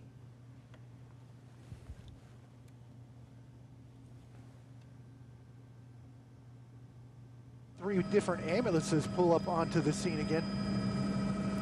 And you continue to see crews responding on the explosion side of the building and the opposite side of the building. As we go around the opposite side of the building, though, we can see still significant damage to the building over here. And again, that dedicated water cannon that continues to shoot water down into a hole on the opposite side of the building from where the bulk of the damage came from the initial explosion and fire. Again, this building has been damaged from top to bottom. The roof has been damaged. Tremendous amounts of rubble on the roof, and crews. Now, this ambulance here just pulled up again on the opposite side of the building. We also see several makeshift or pop-up tents, if you will. I'm assuming for some triage, but also to care for firefighters and first responders on the scene as they continue to work in this brutal, brutal heat. More, of course, as we get it from Sky 4, Mike and Shannon. Thank you very much, Sam Hall, live for us in Sky 4. The Air Quality Watchdog Group, the Breathe Project, we've heard from them several times today. They issued another statement.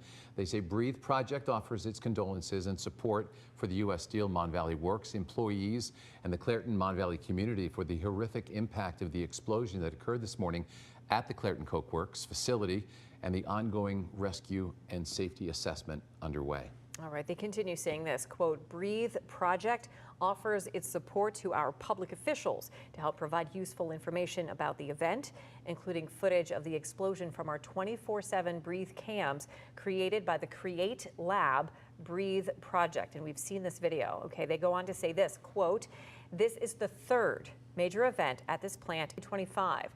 There was a stack explosion in February 2nd, 2025, a pollution control room malfunction on June 2nd and 3rd, 2025, and that took pollution control equipment offline for an extended period of time. Breathe Project continues saying this, quote, there were no known major documented injuries from these prior two incidents.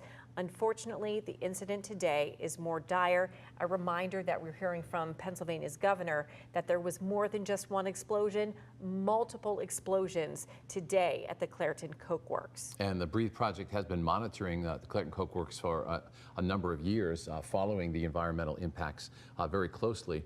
You can see this video. Shannon, describe what you saw earlier today here. Yeah, absolutely. This is actually video from earlier this summer.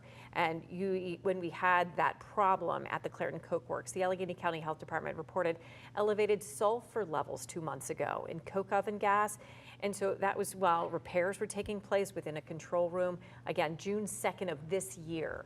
The health department's Liberty Monitor measured a significant spike back then of hydrogen sulfide and sulfur dioxide during that breakdown. That particular incident happened 2 months ago in June, and I just want to remind folks about a 2018 fire at Clairton at the Coke Works that shut that situation down for quite a while. Echoing what we just told you, that Allegheny County Executive Sarah Innamorato wants you to know, the Allegheny County Health Department has issued a statement. We're going to read it to you and try to talk about what this means for you. It says, quote, out of an abundance of caution, residents within 1 mile of the plant are advised to remain indoors. Close all windows and doors, set HVAC systems to recirculate, and avoid activities that draw in outside air, such as using exhaust fans. And once again, this is a map showing exactly the region we're talking about, the Clairton Coke Works in the Mon Valley, employing more than 1,200 workers. Pittsburgh's Action News 4 reporter Yasmin Rodriguez is live at AHN Jefferson Hospital with an update. Yasmin, at last you told us 5 people were taken to the hospital here. Mike, yeah, and that's still the case. 5 of those patients from that plant work explosion here at AHN Jefferson. A spokesperson telling me about an hour and a half ago that at this time they don't expect any more transports from that plant, but of course they are ready. In total, AHN has 7 patients at different hospitals. Like we mentioned, the majority, 5 of those patients here. We did want to mention that we did tell you a couple hours ago that 2 patients were also at UPMC Mercy.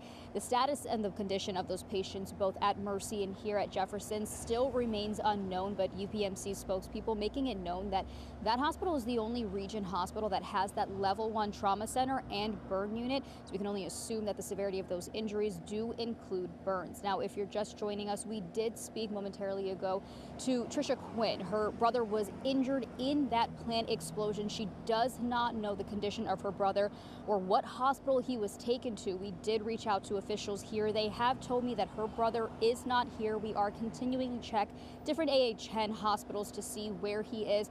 She's expressing her frustration, telling us that Clairton plant has not given her any update. They've not given aging area to come together to find information about their loved one.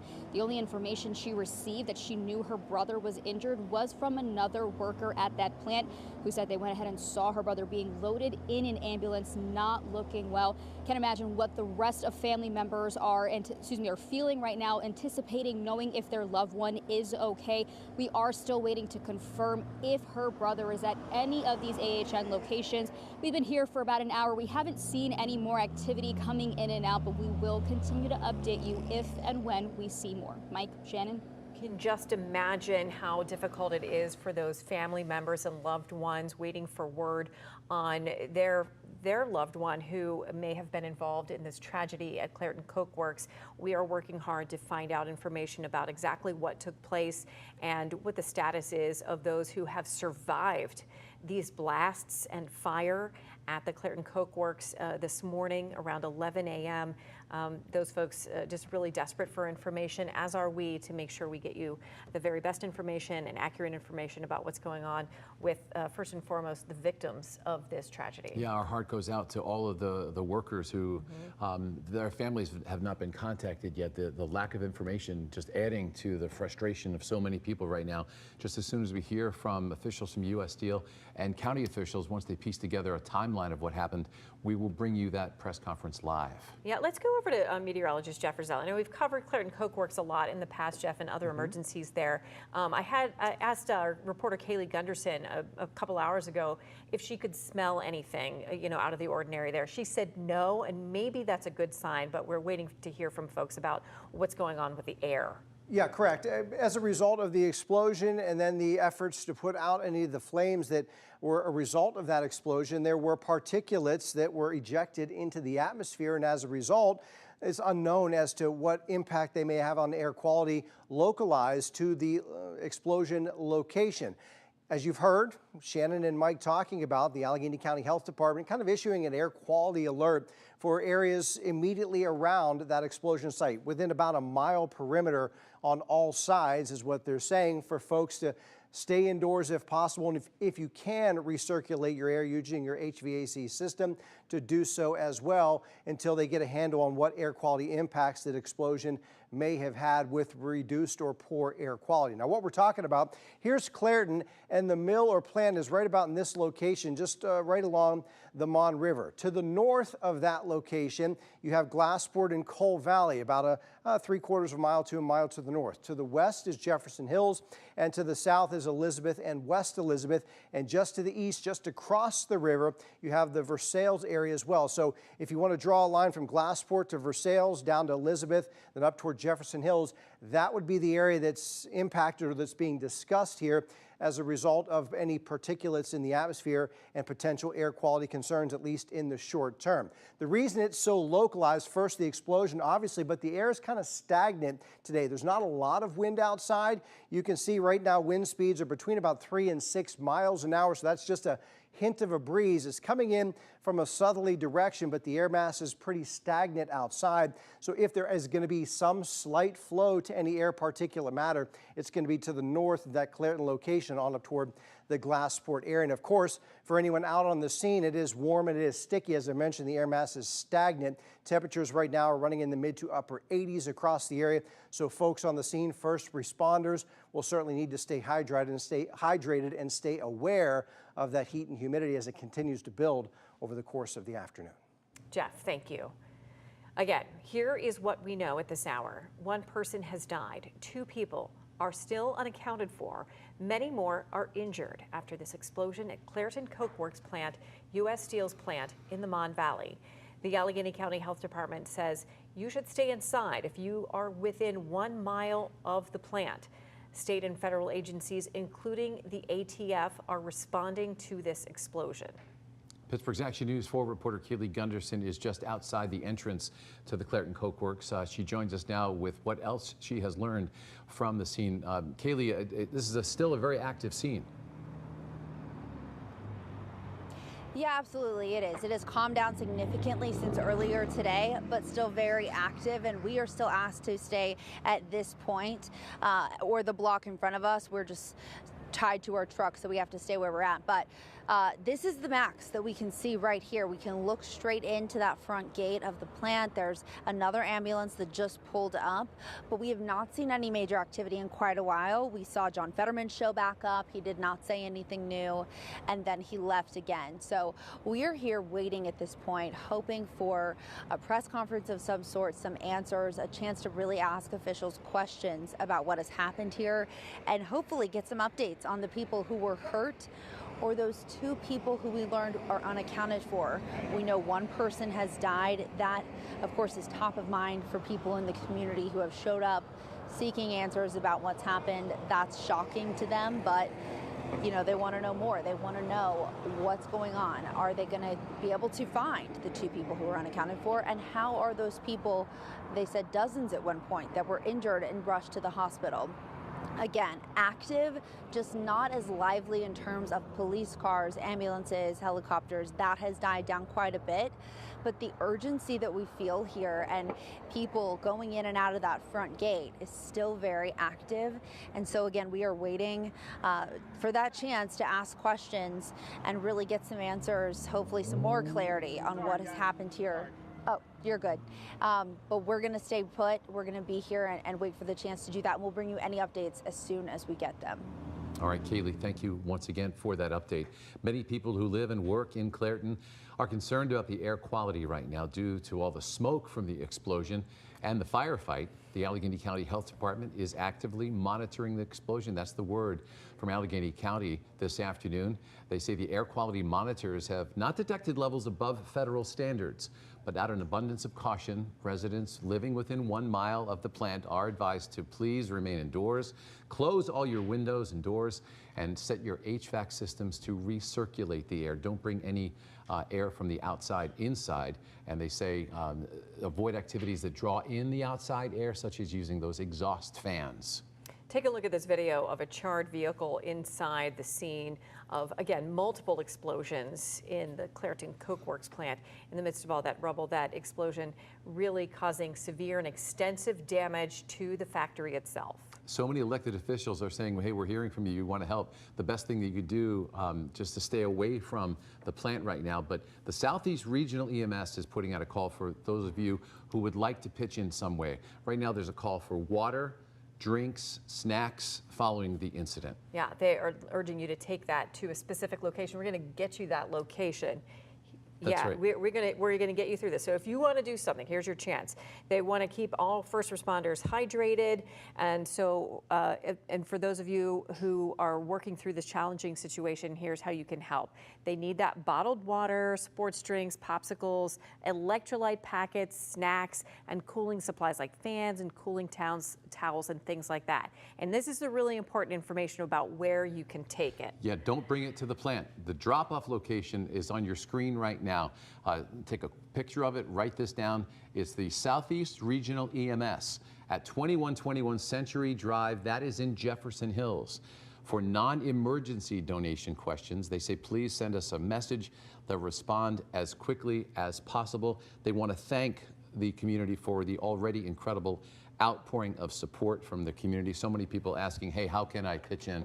How can I help? This is how you can do it. Yeah, great information there. There are a lot of folks who are getting in touch with us who want to find a way to help, and this is a way that you can do it, and we're going to keep you updated on this as well. So we want to bring Sam Hall and Sky 4 back in to break down what you're seeing. Sam, I'm waiting for EMS Chief Emergency. Actually, we're going to not go to Sam Hall right now, but if we can talk about this explosion, multiple explosions at the Clairton Coke Works. I think, Mike, I'm hoping that we are getting very close to getting a live news conference, possibly with Allegheny County Emergency Management Chief Matthew Brown.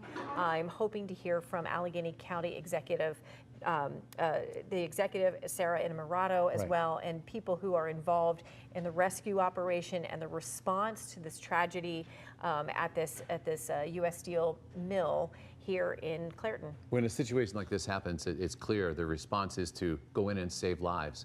You know, that's the number one focus. We have not heard from county officials right now about when that news conference will take place. Yeah, and I want to urge you to understand that Mike and I are both getting a lot of information. We've got computers here, we've got our email, and we've got text messages coming in.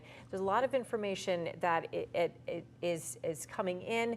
But what we're doing is working to confirm information that we receive, and we are vetting it and making sure what we tell you is the right information. And that information does have to come from those elected officials and people close to it who can confirm the very latest about what's going on. Yeah, in the meantime, we thank you for being a part of the story, contacting our newsroom, learning what you have learned, and share that with us. Then we can take that information and bring it to the officials to get the confirmation. So please keep that conversation going. Yeah, no doubt about it. What happens in Clairton really happens to our entire community, and I know a lot of you are watching with information about what is going on right now. And I just want to reiterate, there's been multiple explosions at the Clairton Coke Works, a U.S. Steel mill, where they make coke, which is part of the steel process in the Mon Valley. And we know one person is confirmed dead, 2 people still unaccounted for, and dozens of people have been injured, and all levels of severity after this, multiple explosions and fire at the plant. Right, and Kaylee did mention earlier that seeing John Fetterman at the scene for a second time, we spoke with the senator earlier this morning. Here's what he had to say on camera. This reminds everybody how dangerous of a job it is to make steel here and down here in Coke, and you know, back then, 5 years ago, they did an amazing job to rebuild it immediately, quickly after that. So my whole thoughts go to the families. They've lost someone today, and it's just absolutely tragic. And now I agree for these families. And again, I'm proud to stand with the steel workers and to make sure why we do anything possible after this terrible tragedy. So, Senator, were there safety concerns? But that's what I've been heard, and then that there's one up to 1 people that are now unaccountable and trying to find after that as well too. I mean, let's hope that's just not the case. But my God, it just reminds people of how dangerous of a job that this is. And we also heard from Pennsylvania's junior U.S. Senator Dave McCormick. He released a statement on X. He says this, quote, "Thinking about all those involved in and responding to the explosion at the steel plant in Clairton. I'm monitoring this closely as additional details become available. In the meantime, Dina and I will be praying for all those endangered and their families." If you are just joining us, we are hearing from other elected officials as well. Congresswoman Summer Lee commented saying, quote, "My team and I are aware of the tragic explosion at the U.S. Steel Clairton Coke Works plant. My heart is with the workers," she says, "especially those injured or trapped, their families, first responders, and the entire Clairton community. Please follow local guidance and avoid the area as we gather more information." Let's get back out to Kaylee Gunderson. So many of us, Kaylee, just kind of holding our breath, waiting for word on information about who this person is who has died, who's confirmed to have died in this terrible tragedy, but also information on the search and rescue mission, a delicate operation going on right now, waiting and hoping for some kind of hopeful situation, but really, waiting to see what folks can tell us officially about the latest on this tragedy. Well, Shannon, yeah, we're certainly hoping to get the chance to ask those questions soon and learn more about what happened here. If you zoom straight in, you can see a group of people kind of huddled near that Hometown Burgers and Delis. That's just to show you a sense of how urgent this is. That's a group of reporters, journalists from all over. This is becoming such, it's calling a lot of attention to this area. People are asking about it, and it's our duty, of course, to give them answers. So that's just a glimpse into kind of the media attention here. All of us staged in this area waiting for the chance to go ask our questions to officials wherever they end up calling a press conference, hopefully in the near future. But we've seen a lot of people showing up today with questions. They, rumors spread and they hear things, and you just want to set the record straight and give people the clarity about what happened here. Top of mind, the biggest thing we're hearing is about the people impacted, of course. We know several injured, 2 unaccounted for at last check, and 1 person who did not survive this. People want to know about who that person is, who their family is, and the families of the others involved. We've seen a lot of nice, really kind words about those families before we even knew that this could potentially be fatal, when it was hopefully just injuries, nothing worse. We heard a lot of really kind words from people across the state, different backgrounds and political views, sharing just the care for this community. We saw Senator John Fetterman show up. He's from a town not far from here, of course, just like this, that has such an emphasis on a plant, and this being a real driver for the local economy. We also heard from Lieutenant Governor Austin Davis, who is from this area as well, and shared some kind words, letting those bikes pass. They're very loud. So, just a lot of people really eager to get their questions answered. And again, top of mind will be the condition of the people who were hurt today, the people who we still don't know their condition. That'll be the first things we need to hear. And then after that, there's so much more. How did this happen? Did something go wrong, obviously, and what was that? So those are things we're really hoping to get to answer for you soon. We'll let you know as soon as that happens. We're keeping an eye on this scene here. This is where they told us to be. This is where they said if they speak to the media, they will come. So we are waiting and hoping to do that for you very soon. You're in a good position there to get the latest information, because we just got a really important update on the flow of information. Okay, so we have learned that at 3:45 today, we can expect a live news conference about the explosions and fire at the Clairton Coke Works today. So we're going to expect to hear from County Executive Sarah Innamorato. We're also expecting to hear from Allegheny County Emergency Services Chief Matthew Brown, and some other folks as well. Specifically, we are looking to hear from executives from the U.S. Steel Corporation. Doesn't look like David Burritt, the CEO, will be at this news conference, unfortunately, but we also understand that possible Victor Joseph Scott Bukiso, He's the Allegheny County Police Assistant He's Superintendent. Assistant Superintendent. So we don't know who yet from U.S. Steel. Yeah, Superintendent Kearns from Allegheny County Police, not part of this news conference today, but we are expecting County Police to be there as well. A lot of officials and the company represented too. Right, this is brand new information. 3:45, if you've been with us, stick around 3:45. We will get some answers from county officials and from U.S. Steel, at least one U.S. Steel official. Right now, we want to bring back Sam Hall, who has been out there all afternoon on Sky 4 to break down what he's seeing. Sam? Right now, Mike and Shannon, certainly some hopeful to report from Sky 4.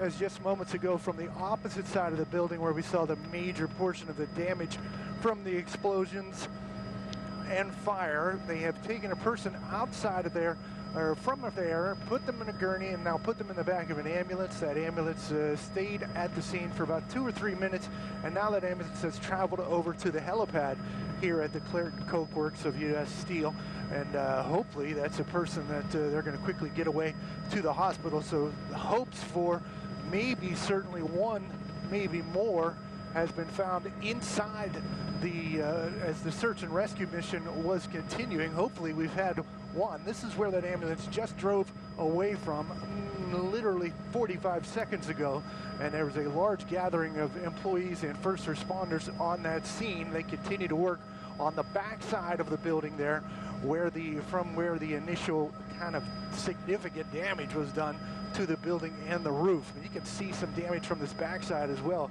but on the front side is where it all kind of collapsed, and I think they had to work from the back due to the infrastructure and being safe and getting into the building. And so far, they continue to work. But right now, we do have that update. Someone just going to yet another medical helicopter on this scene. More, of course, as we get it from Sky 4. Mike and Shannon. The explosion 4 hours ago. Responders have been working tirelessly in that search and rescue mission. We saw some signs. This is one of the questions we're going to be asking officials today at that 3:45 news conference, but that is a sign of hope that someone is being brought to the hospital. Yeah, we are working to learn more about that person who's being transported here about 4 hours after the initial explosion. And again, multiple explosions have taken place at the steel factory, and we're waiting to see exactly the condition of everyone who's been injured in this, and again, confirming that at least one person has died in this emergency and this tragedy here in the Mon Valley. There's also a weather situation to talk about, and we were going to get to meteorologist Jeff Rosella. Jeff, I am thinking about those firefighters and those responders who do have to deal with some weather today. Yeah, the temperatures are running in the mid to upper 80s across the area, and it is pretty humid outside, so they need to stay hydrated and probably take regular breaks as needed so they don't get overheated. But one of the situations you guys have been alluding to is the air quality situation in the localized area around Clairton and where the explosion occurred. The Allegheny County Health Department asking folks that live within a mile proximity in any direction of the Clairton explosion sites to perhaps stay indoors or recirculate your air if possible using your HVAC unit. That would take you up to Glassport, to the west to Jefferson Hills, to the south to Elizabeth, and just across the river over toward the Versailles area. Now, checking the atmospheric conditions this afternoon. High pressure is in control. That's why we have the clear skies. But the good news is the low levels of the atmosphere are staying fairly well mixed, so the air is not sitting as stagnant as it perhaps could, given the fact that winds are generally light across the area. We're generally seeing wind speeds only running at about 3 to 6 miles an hour. You can see a 3-mile-an-hour wind in Pittsburgh, 4 miles an hour in Monroeville, coming out of the south. So again, the impacts of any particulate matter in the low levels of the atmosphere should be fairly localized and limited to the immediate area surrounding the Clairton area, as evidenced by the Allegheny County Health Department asking folks that live in close proximity to stay indoors until they get a handle on the air quality situation. But again, the good news here is it looks to just stay localized. You're not going to see any of this particulate matter blowing far away from the actual site, given the fact that winds are generally light from a southerly direction. All right, thank you, Jeff. A short time after the deadly explosion, now we learned explosions happened at the U.S. Steel Clairton Coke Works. Pittsburgh's Action News 4 reporter Yasmin Rodriguez spoke with one man who was working nearby and felt the explosion. Take a listen. Tell me what time you felt what was going on. Oh, I would guess it was probably about 40 minutes ago. Time has flown by. Felt like thunder, but it literally we're on scaffold. Shook the scaffold, shook my chest, and shook the building. And then we saw the dark smoke coming up from the steel mill. Did you realize it was the steel mill at that time? Put two and two together, and it's like something bad happened. And in that moment, did you realize it was the steel mill? Yeah, you could see it from 837 on the road. Kind of explain to me what that looks like, that black smoke, and did you see the fire actually billowing? I did not see any fire. I couldn't see the tops of the flames. All I saw was the black smoke, which has dissipated now. I don't know if they have it under control or whatnot, but not nearly as much smoke as there was a half hour ago. What does that scene kind of look like now?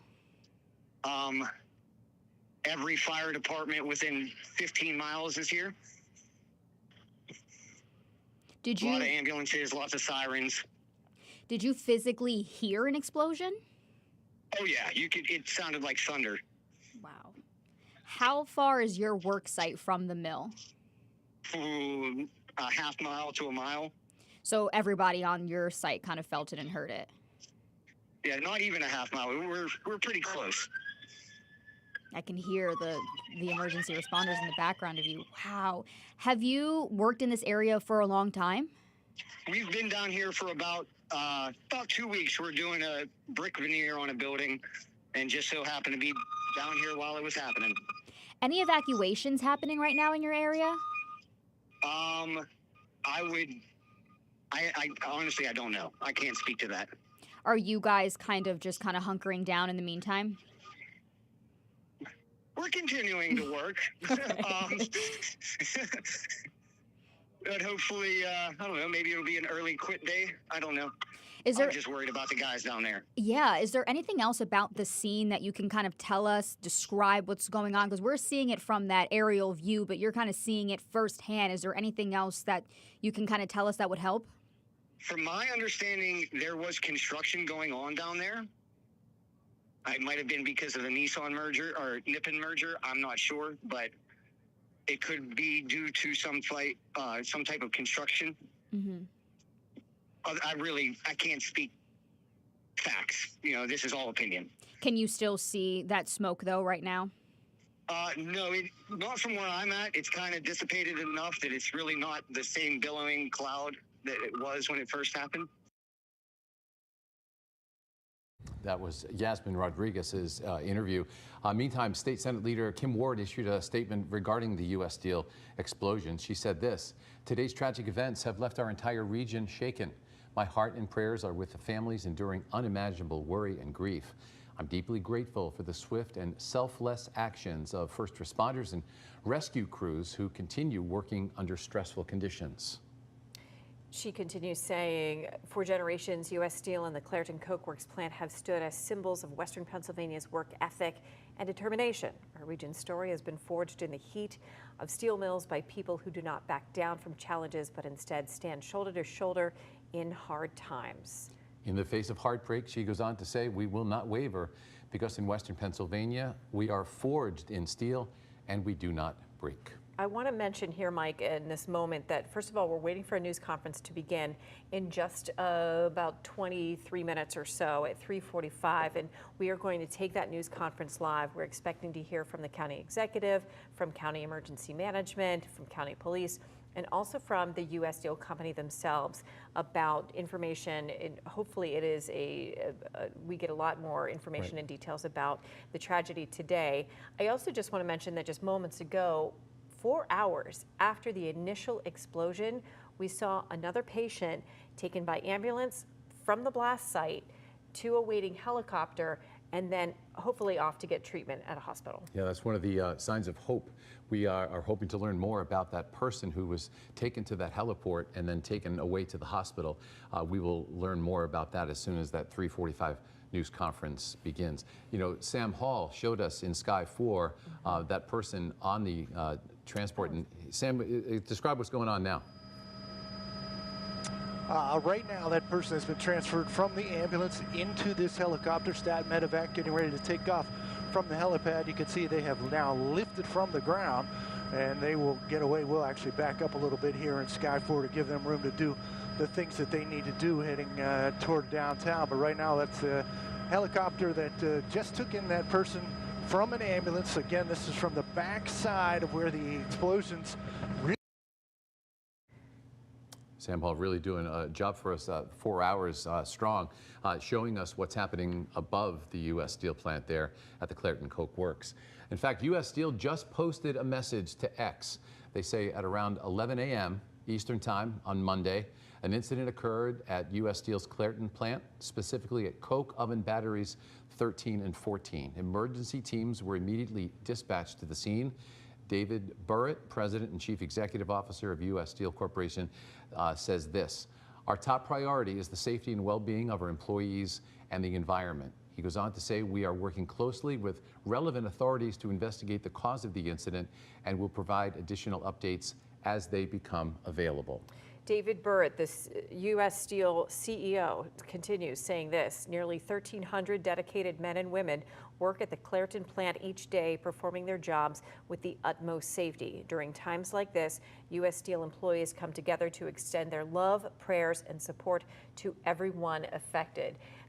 In the moments after the blast, the initial blast, multiple explosions here today, we also heard that the union, the United Steelworkers Union, was sending representatives down immediately to help those impacted by this. And as we await that 3:45 news conference, we are continuing to hear from leaders, elected officials, and other leaders in Western Pennsylvania. We just received this message from Pittsburgh Bishop Mark Ekman of the Pittsburgh Catholic Diocese. He says, "It is with a heavy heart that I join our neighbors in mourning after the tragic explosions earlier today at the Clairton Coke Works."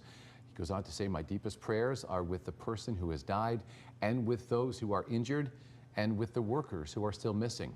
I pray especially for their families, friends, co-workers, and all who are carrying heavy worry in their hearts right now." And the bishop continues saying this, quote, "We give thanks for the courage of the first responders, medical teams, and all who are working tirelessly to bring help and hope in this difficult moment. At difficult times like this, our faith calls on us to stand together in compassion, in prayer, and in care for one another." The bishop goes on to say, quote, "May our parish communities be places of comfort for those who are hurting, and may the Lord grant peace to the one who has died, strength to all those who mourn, and safety to all who serve." We want to repeat what we know and what we have been able to confirm really with our own eyes and the images we've been able to bring you through our teams, through our people here are working around the clock here to make sure you have the most updated information. Our photographers giving us those images. Sam Hall and Sky 4 showing us how rescue workers have been able to get one more patient at least out of the wreckage of the fire and explosions at this steel mill and get them to a waiting helicopter and off to medical treatment. We know that there are dozens of people who have been injured, and there are many now mourning at least one person who has lost their life. That person you mentioned, Shannon, that we saw being airlifted from the scene via helicopter there, we don't know if that person is one of the two people that were reported unaccounted for. But again, that person was airlifted more than 4 hours after the explosion. Just again, two people, the last report was two people unaccounted for and dozens injured. So many people brought to different hospitals throughout Western Pennsylvania from the scene. I've seen 4 medical helicopters arrive and then take patients away to area hospitals. We've seen ambulances on the scene as well, taking the injured away.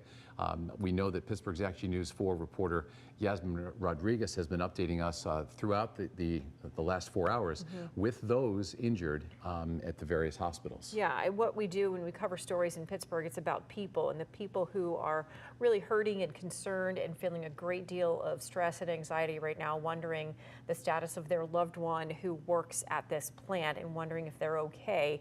And we are working hard to get you the very latest information. We're about 15 minutes away from getting a finer, clearer picture of exactly what we're dealing with as far as injuries and casualties. We do want to go back to Pittsburgh's Action News. We've got a lot of crews out in the field, really close to where the Clairton plant is, and they're in position to get this news conference for you. But people like Sheldon Ingram have been bringing you the stories of folks who heard and felt that explosion and who know these steel workers who were surely in harm's way today, and the emotional toll it's taking on this community where this plant and factory sits at the heart of the community. We heard from U.S. Steel just moments ago via the message that 1,300 employees work at the Clairton Coke Works. We are waiting that 3:45 news conference where we will hear from someone from U.S. Steel, in addition to County Executive Sarah Innamorato and other local county officials, about what happened, about the response of what happened. As soon as that news conference begins at 3:45, we will go back to Pittsburgh's Action News 4 reporter Kaylee Gunderson, who is waiting for that news conference to begin. Yeah, and I want you to know we're working to have some sensitivity to the situation. We know that there's loss of life here, and we also want to make sure we balance that with giving you the updated information that is important to you. We've got an ambulance here. It's unclear how once the person who has died in this has been extricated from the wreckage, that person, the victim, will then be taken away from the scene. And we just want to kind of hang back a little bit and give a little room to the delicate and difficult situation happening on the ground right now. As we see, there's a tent up here, and we're just kind of scaling back a little bit and taking a wider view. We mentioned that Pittsburgh's Action News 4 reporter Yasmin Rodriguez has been checking on those injured and where they are taken. We're going to go back to her right now, she joins us live from AHN Jefferson Hospital. Yasmin? Yeah, Mike, we know that 5 of those injured patients have been taken here. 7 in total have been taken to different AHN hospitals, 1 at Forbes, 1 at AGN, and we also do know that 2 people were transferred to UPMC Mercy. Now, we told you about that hours ago. UPMC Mercy officials telling us that they are the region's only burn center and level 1 trauma center. Now, a spokesperson from AHN confirming to me just a few moments ago that more ambulances and helicopters are leaving that Clairton plant site. He does not know if they are expected to come here, but he says that he is standing by, waiting for an update, and he will give us that update. We know that an ambulance from our crews on the scene at that plant just left about 10 minutes ago. We are waiting to see if they are coming here. We've been here at AHN Jefferson for about an hour and a half, 2 hours. We have not seen any of these people coming here just yet, but like we just mentioned, we don't know yet if more people are coming. Now, an hour ago, we did speak to Trisha Quinn. Her brother is an injured plant worker. She doesn't know the condition, where he is, or how he's doing, and she says the whole situation is heartbreaking. It's disgusting. It's heartbreaking. He has 3 kids that are messaging me every 2 minutes, and we need answers. We need them now. Like, even if it's not what we want to hear, we need to know something. Do you have a photo of him or anything that you could share with us? Yeah, if you don't, I could go get my phone right now. Now, she was expressing her frustration that no one from Clairton Plants was giving her or any other family members an update, no area to stage to find out information. We did reach out to both AHN officials and UPMC officials to see if her brother was at any of these hospitals, but unfortunately he wasn't. So I cannot imagine Trisha and just the other families not knowing where their loved ones are, if they're okay, and what is going on. Like I said, I am waiting to see if more of those patients are being transferred here to AHN Jefferson, so I will continue to update you as I learn more. Mike, Jeff. All right, Yasmin, really hitting home the message. She spoke with one family member of one person who she believes was taken to the hospital injured in the explosion today, in the several explosions today. Let's listen into this live interview. I believe this is somebody who used to work at the plant. All right, so just to kind of kick it off, what's your immediate reaction seeing this explosion at your former place of work? Well, the first reaction, I got a text message from a coworker immediately, and first of all, I want to put out a heartfelt sorry to all of the families and friends and the loved ones to the tragic thing that happened today. It's very sad. It's our nightmare that we always don't want to see, as we're trying to do a very, very hard working manual job that the way it gets done. We put our lives on the line. They pay us good, and we, take our checks and feed our families. It's a way that has been fueling Pittsburgh forever. So how many people would you say you still know that work there? I currently know at least about 7 guys that work there. Also, I know a few guys that are in the application stage to get in, just waiting to get a spot. But I immediately called a couple of my guys to make sure they weren't at work, make sure they were safe and okay. Did a wellness check, put a group chat together, and my guys were good, thank God. And it was just relief, and definitely it's a sad thing. It's a tragedy. So all your friends are good. What do you know? Okay, tell us about what happens at this plant. For someone who's not familiar, what are they making in there? How does it work? Just kind of talk about that. Well, all the steel mills we have do different functions. The Clairton steel mill is the biggest one. It's like the main branch. It's ran by United States Steel, and we manufacture steel. We have pushers that push the hot coal through the ovens, and it manufactures the steel. It pushes it onto the barges, and we ship it to the next place to, shape and mold it to whatever they need to do with the steel. And how does like the coke come into play? What is that? Well, there's hot coal, and it gets burnt down to steel, and the process is very strenuous, and it's very hard to get done. You got to do some demo, 1900 degrees in the ovens, of course with full protection, and yeah, you got to stay hydrated. I call it the hardest job in America. I have a YouTube page, and that's the title for anything that has to do with United States Steel Clairton. We expect to work very hard and to sweat all day and night. It's 24 hours, never closes ever, and we never expect to lose lives. That's not part of the job. You know what I'm saying? So that's where the tragedy comes in at. Were you ever nervous about any type of explosion like this? Definitely. What aspect of the job would make you worry about an explosion? What are some of the, I don't know. Well, the surroundings of a steel mill, and like I said, what it takes to put the process together to be able to provide the whole world with their steel to make their buildings is very strenuous, and I don't know if there's a better way to do it, but there's a lot of gases floating around and machinery being worked on, like I said, 24 hours a day. So it's definitely a job where you can't hire just anyone. You gotta be aware and on point 24/7 while you're in there, and always, also being aware of the dangers, long-term and short-term. So we don't know what happened yet. If you had to guess, like, where's your mind go to first? Like, what do you think would have caused an explosion of this type? I would say that gases met fire somehow, in a nutshell. I can't really say exactly because that's not my forte, but when certain gases meet fires, there's explosions, and I've never seen anything like that.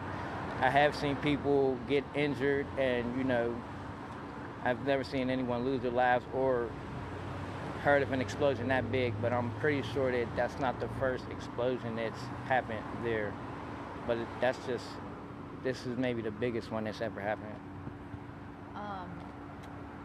Why, let me think, what I want to ask you. Oh, we heard about, we're hearing the word like battery being like tossed around, like maybe a battery was involved with this. Does that ring a bell? Like what would people be referencing? Well, the battery is referencing to a building. So this building right here would be C battery. So there's people up top, they're doing demo. There's people on both sides, they're working machines.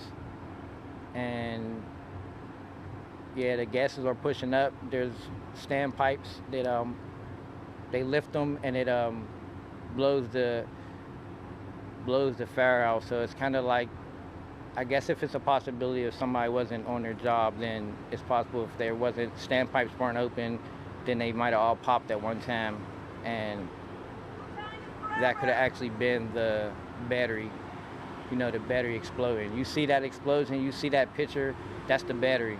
The whole building is the battery. Okay, so it's kind of like a whole section. It's a whole section. Yeah, okay. For, how many batteries are there at the plant?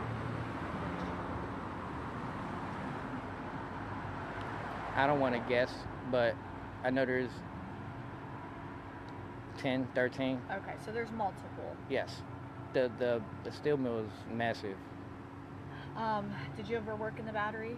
Yes, I work on top of the battery doing I'm a laborer, local 373, and I do the manual work. I get up on top of the battery, and I demo the battery all the way down to the ground. That was when you worked there. You don't do that currently, right? Yes, no, I don't.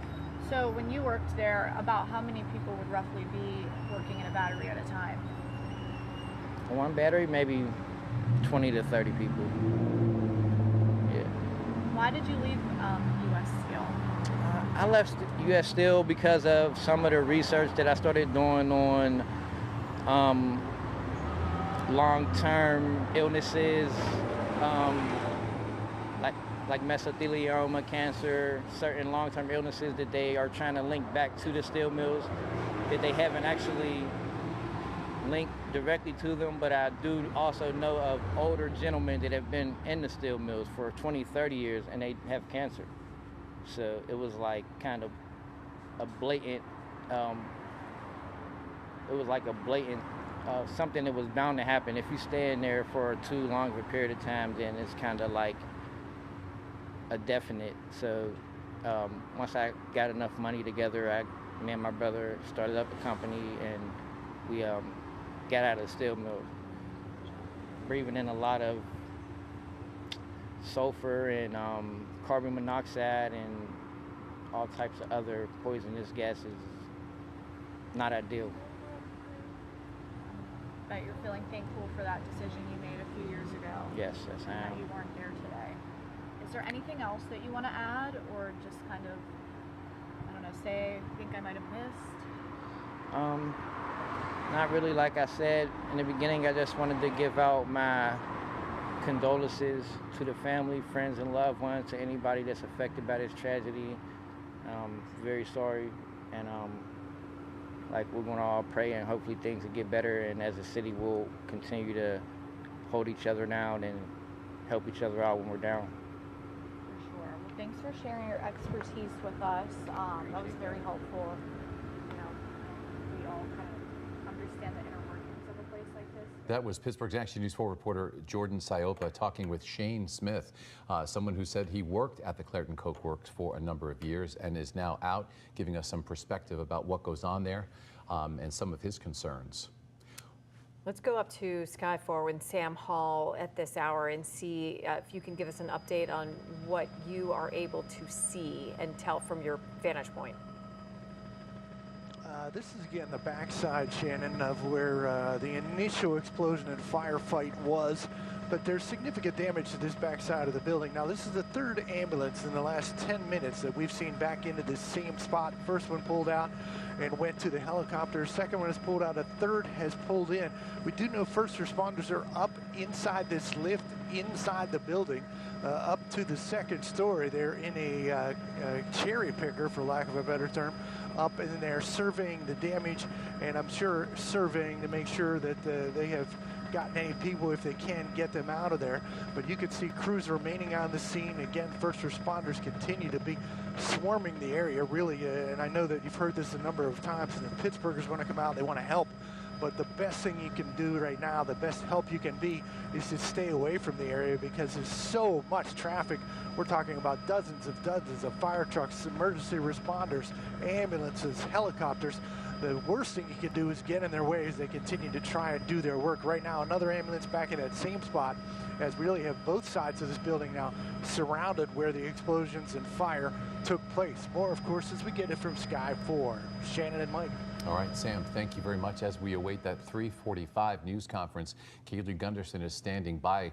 She's going to bring us that as soon as it happens. That is set for 3:45. But we continue to hear from elected officials. Congressman Chris DeLuzio sent us a statement saying this: "I'm closely monitoring the horrible tragedy at Clairton Coke Works. My team and I are in touch with steel workers, U.S. Steel, and the Allegheny County executive, Sarah Innamorato." He goes on to say, "I urge folks to follow guidance from local authorities and keep clear of the area," as you just heard Sam Hall mention. "My heart goes out to those workers and their families who will need all of us to rally around them." From U.S. Representative Chris DeLuzio. Again, this is a map showing us exactly where we are talking about, the location right along the river here at the Clairton Coke Works in the Mon Valley. We know that one person has died and 2 people are still unaccounted for. Many people have been injured. The ATF and many other agencies are responding to multiple explosions and a fire at the Clairton Coke Works steel mill, part of the Mon Valley Works. that goes on both sides of the the Monongahela River in Allegheny County, and has been part of the economy of Allegheny County in western Pennsylvania for more than 100 years. There have been multiple problems at the Clairton Coke Works dating back just this year. Several incidents have taken place, and even in 2018 when there was a very large fire on Christmas Eve at the Clairton Coke Works as well. Again, we're focusing on the information that we have at hand.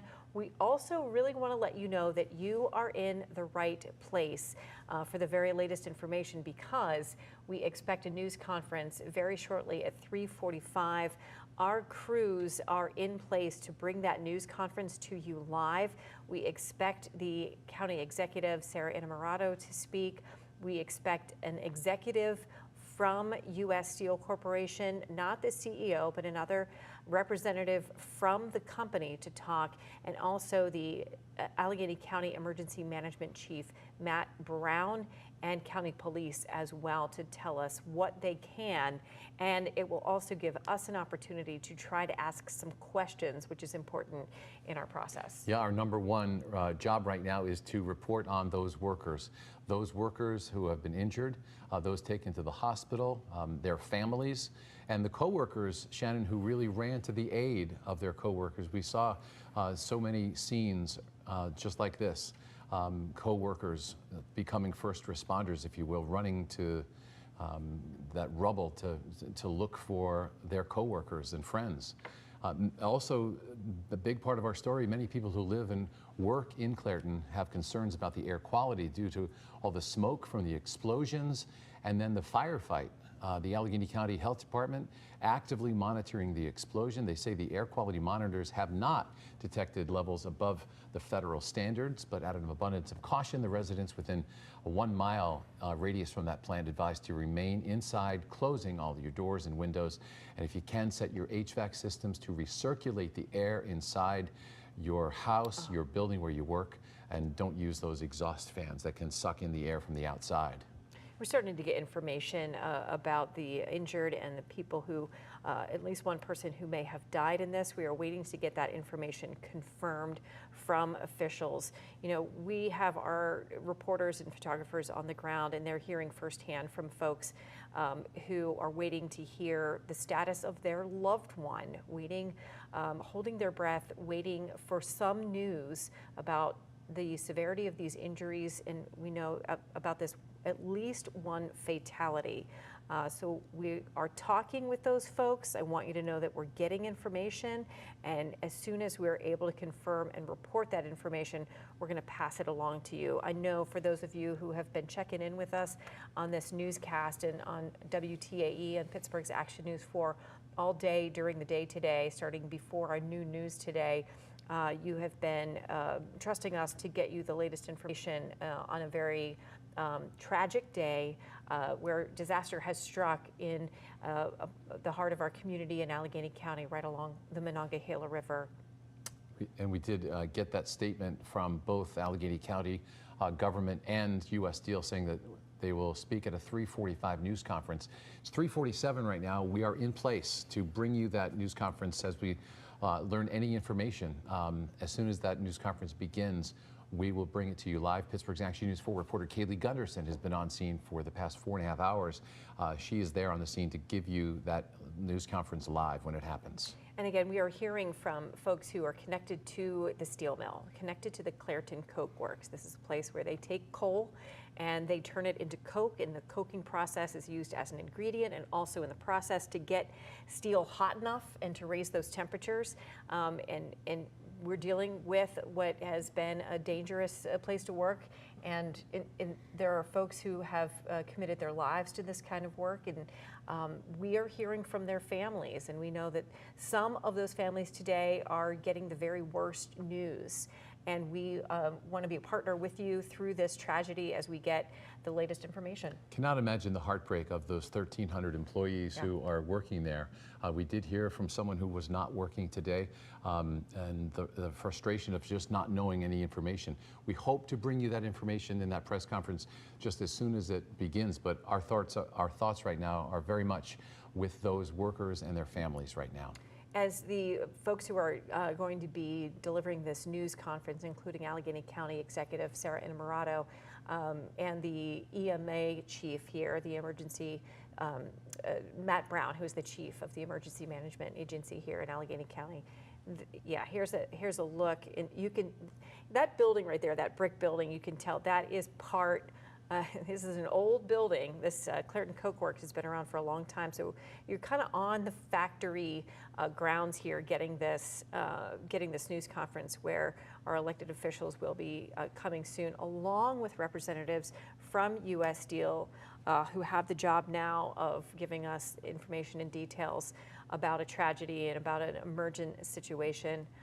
We see some folks walking out to the microphone as we begin to get ready for this news conference. And that's not a person I do recognize. You see some folks there from different government agencies coming out to talk. So we'll just stand by here. The only elected official we have heard from who has spoken to us so far is U.S. Senator John Fetterman, who has long been a supporter of the union. Someone is addressing or getting the microphone ready, but Senator Fetterman is the only elected official we have spoken to on camera. He has been at the scene twice. Our Kaylee Gunderson is right there behind this camera, and she spoke to him twice today, just getting any updates from him. We have heard from other elected officials through social media as they share their concerns and let people know to please stay inside if you live within that 1 mile radius. But we are getting information at this news conference, and as soon as it begins, as you see, we will give it to you. Just before the 11 o'clock hour today, we heard word of an explosion at the Clairton Coke Works, U.S. Steel's plant there to make coke for the coking process. Is just one sort of arm of the steelmaking process that exists in the Mon Valley on both sides of the Monongahela River. We heard about one explosion later in the day. We heard from Pennsylvania Governor Josh Shapiro that there was more than one explosion. We also got news eventually during the day that this tragedy is a fatal situation where we know one person has died, and we are working to learn the identity of that person. We're also working to learn the status of individuals who were in the wreckage, who were trapped in it. I also see Lieutenant Governor Austin Davis of Pennsylvania, who is from McKeesport, coming up to the microphone to give us an update and important information. This is the first time we've heard official information. We also have County Executive Sarah Innamorato there in the black top, giving a hug to the mayor, Mayor Lazzini of Clairton as well. We also see Darren Kelly, who is the head of the labor organization in the community, maybe representing the USW as well. And you can tell that the person in the hard hat will be representing the company, U.S. Steel company, still U.S. Steel. Abigail Gardner is the spokesperson there at the microphone. She is the county executive and the Allegheny County information, public information person, chief communication person for the county. EMS Chief Matt Brown also among the crowd there of officials will give us an update. Let's see if we can pull this microphone up now. Everybody. Around 10:50 this morning, we did have an incident between our 13 and 14 batteries here at the Clairton Coke facility. One explosion. Obviously, this is an active scene and still an active investigation. Our employees did a great job of making sure that we went in and rescued everybody that was involved, safely shut down all of the gases and utilities, and the plant is stable, but as I said, it is still an active investigation.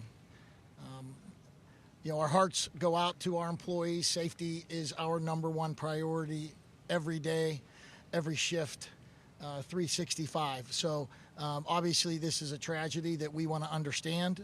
We're under the investigation, and we will continue to work not only with the folks behind me, but the families of those that have been affected. Our hearts go out to them, our employees, We have employee assistance program that we have set up at the local union hall for anybody that wants to stop in and talk to anybody there as well.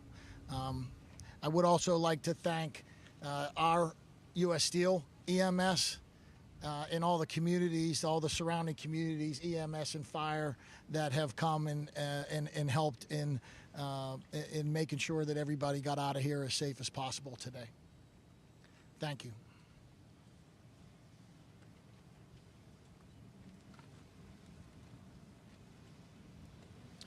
Good afternoon. I'm Matt Brown, Chief of the Allegheny County Department of Emergency Services. As Mr. Bacaizo had stated, about 10:50 was their initial response. Our first call to Allegheny County 911 was 10:51, so very quickly behind that. As Scott had mentioned, they have their internal departments to respond to those emergencies, and the municipal agencies, our department included, are always here to support them. It looks like from the overall response, about 20 EMS agencies have assisted at this point, and about 14 fire departments. And again, these are all external to the plant. All 4 divisions of my department are involved and engaged. Allegheny County 911, the Fire Marshal's Office is here to investigate origin and cause, which we're obviously very early stages of that. Our Fire Training Academy and our emergency management staff are all here to assist as well. And again, our role here is just to help coordinate the incident. Overall, as you can imagine, it's a very hot day. It's very tasking to all the emergency responders, both U.S. Steel and municipal. The good news is they work together very often. A lot of times they switch different hats. Many of them are volunteers at the same department. So it is a brotherhood, sisterhood, if you will, of emergency responders who really take it to heart what they're doing right now. Their efforts are very focused on rescue at this point. We are still engaged in the incident. It is continuing to be ongoing. I think that's about all the details I have at this moment. Again, our focus right now is just continuing our search for one unaccounted person at this point. That's all I have. Vic, do you have any? Afternoon. Victor Joseph, Assistant Superintendent, Allegheny County Police. First off, my thoughts and prayers go out to the victims today, the workers here at the mill and their families. We were requested by Clairton Police Department for an industrial accident. We provide those investigative services to municipalities throughout the county when needed. It was an active scene. It's still an active scene when we got here. It was a rescue mission, still a rescue mission. Initially, there were 2 unaccounted for individuals. Within the past hour, one of those individuals was rescued, has been transported to a local hospital, so we're happy to say that. There is 1 deceased as of right now, and now a total of 10 injured. Our department, along with the fire marshal and the ATF, will conduct the investigation. Like I said, it's still an active scene right now, so this will be a time-consuming technical investigation that it's going to take some time. I want to, thank our local law enforcement partners for their assistance today, and thank the media for their attention in this matter. Thank you.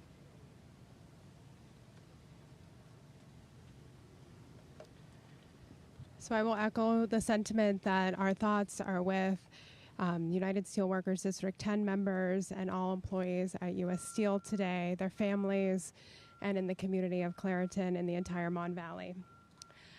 I want to thank the first responders for their work and efforts today, and thank you to the leadership we have at the county through Allegheny County Emergency Services and the Allegheny County Police, who you heard from just a moment ago.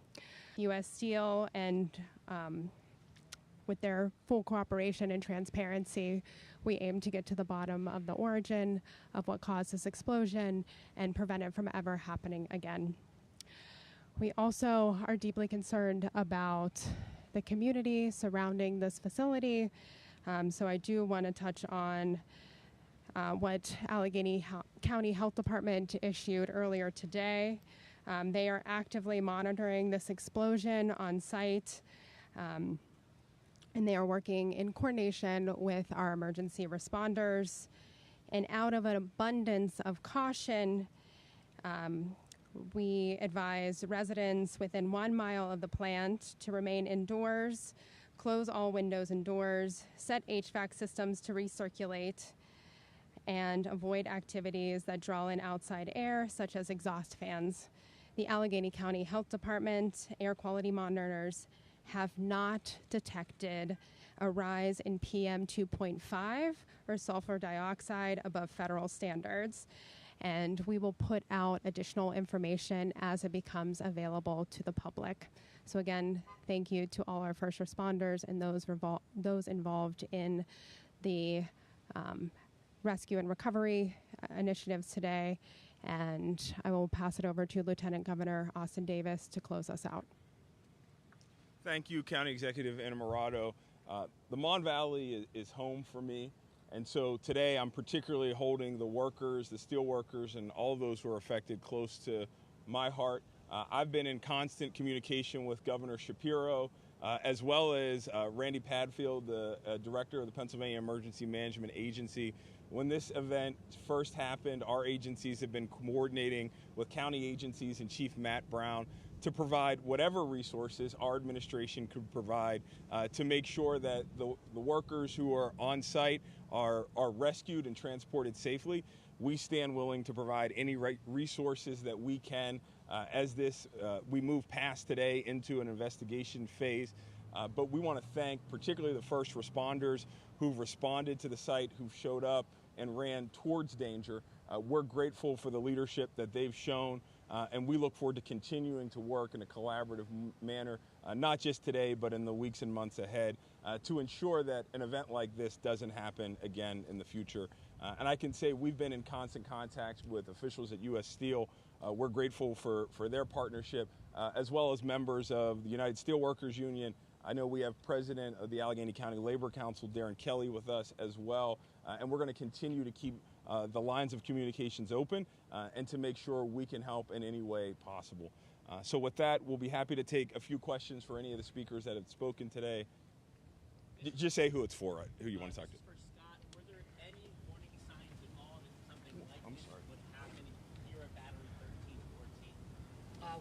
Can you speak in the microphone? As I said earlier, this is an active investigation. Initially, it was all search and rescue, making sure the plant was stable so we can make sure we get everybody out safely. And now we're in the investigation stage, so I can't comment on that right now. Just a clarification. You said there were 2 initially missing. One is now deceased and one has been transported. Is there still someone who is unaccounted for? We have one person that is unaccounted for. Still currently? Yes.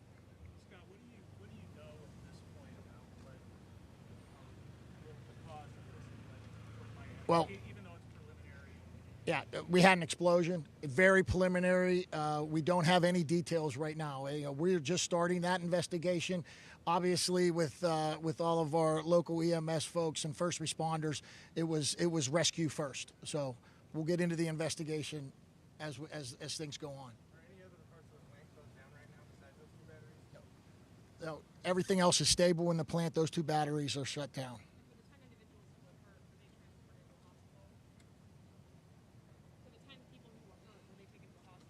Yes, everybody has been transported to hospital.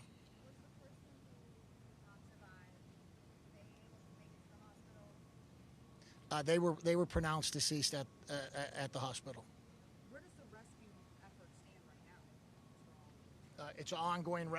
It's an ongoing rescue effort for the one person that is still not accounted for. Has there made any connection of where that person may be? We think we know the general location of that employee, but we're not 100% sure. Search and rescue is on site.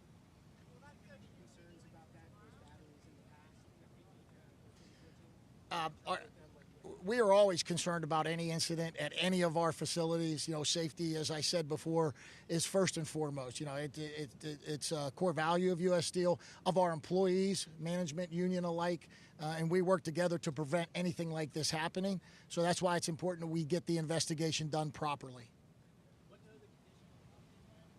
I'm sorry?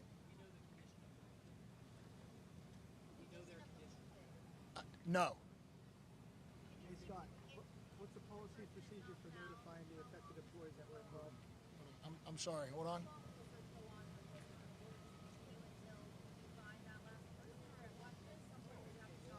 Yeah, absolutely. We will continue search and rescue.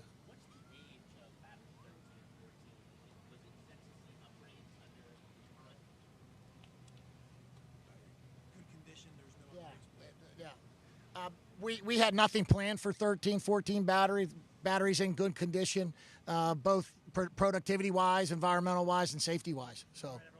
Thank you guys for coming. When we have more information, we'll get that to you as soon as we can. But as we said, right now it's still an active scene. They're working through a lot of things, so we'll provide an update. And if there's another news briefing, we'll be sure to give you guys as much notice as we can. Thank you guys.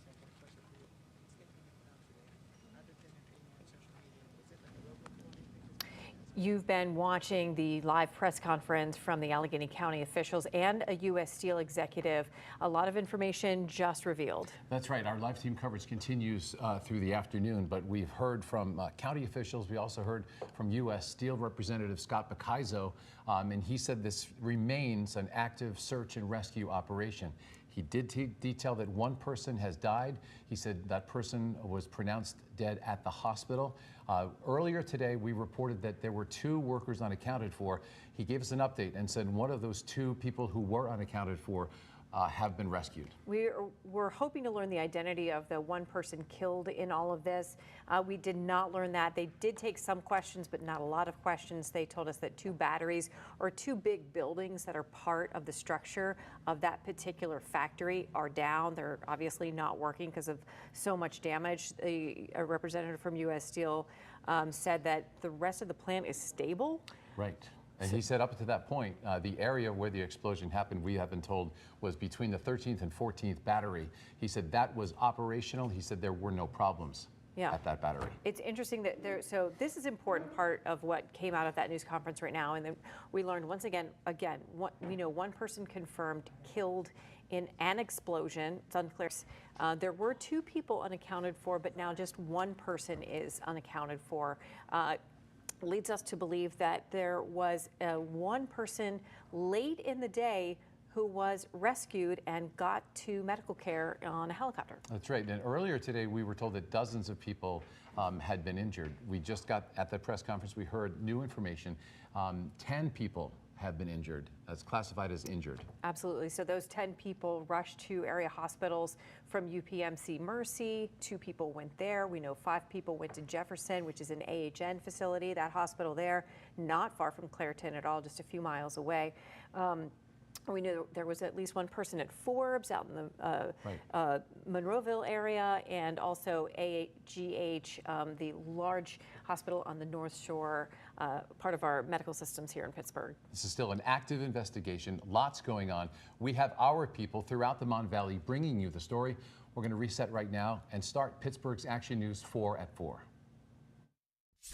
This is Pittsburgh's Action News 4 with breaking news. That breaking news in Allegheny County, the deadly explosion at the U.S. Steel Clairton Coke Works. We know one person is unaccounted for right now. One person has died in this explosion. The moment caught on camera by a live camera courtesy of the Breathe Project. Here is the explosion this morning just before 11 a.m. We heard from people in nearby communities like Portview and in Clairton itself who heard that blast. They felt that blast, and then they saw that thick black smoke pouring into the air. Health officials urging people nearby to close their windows and put air conditioning on research.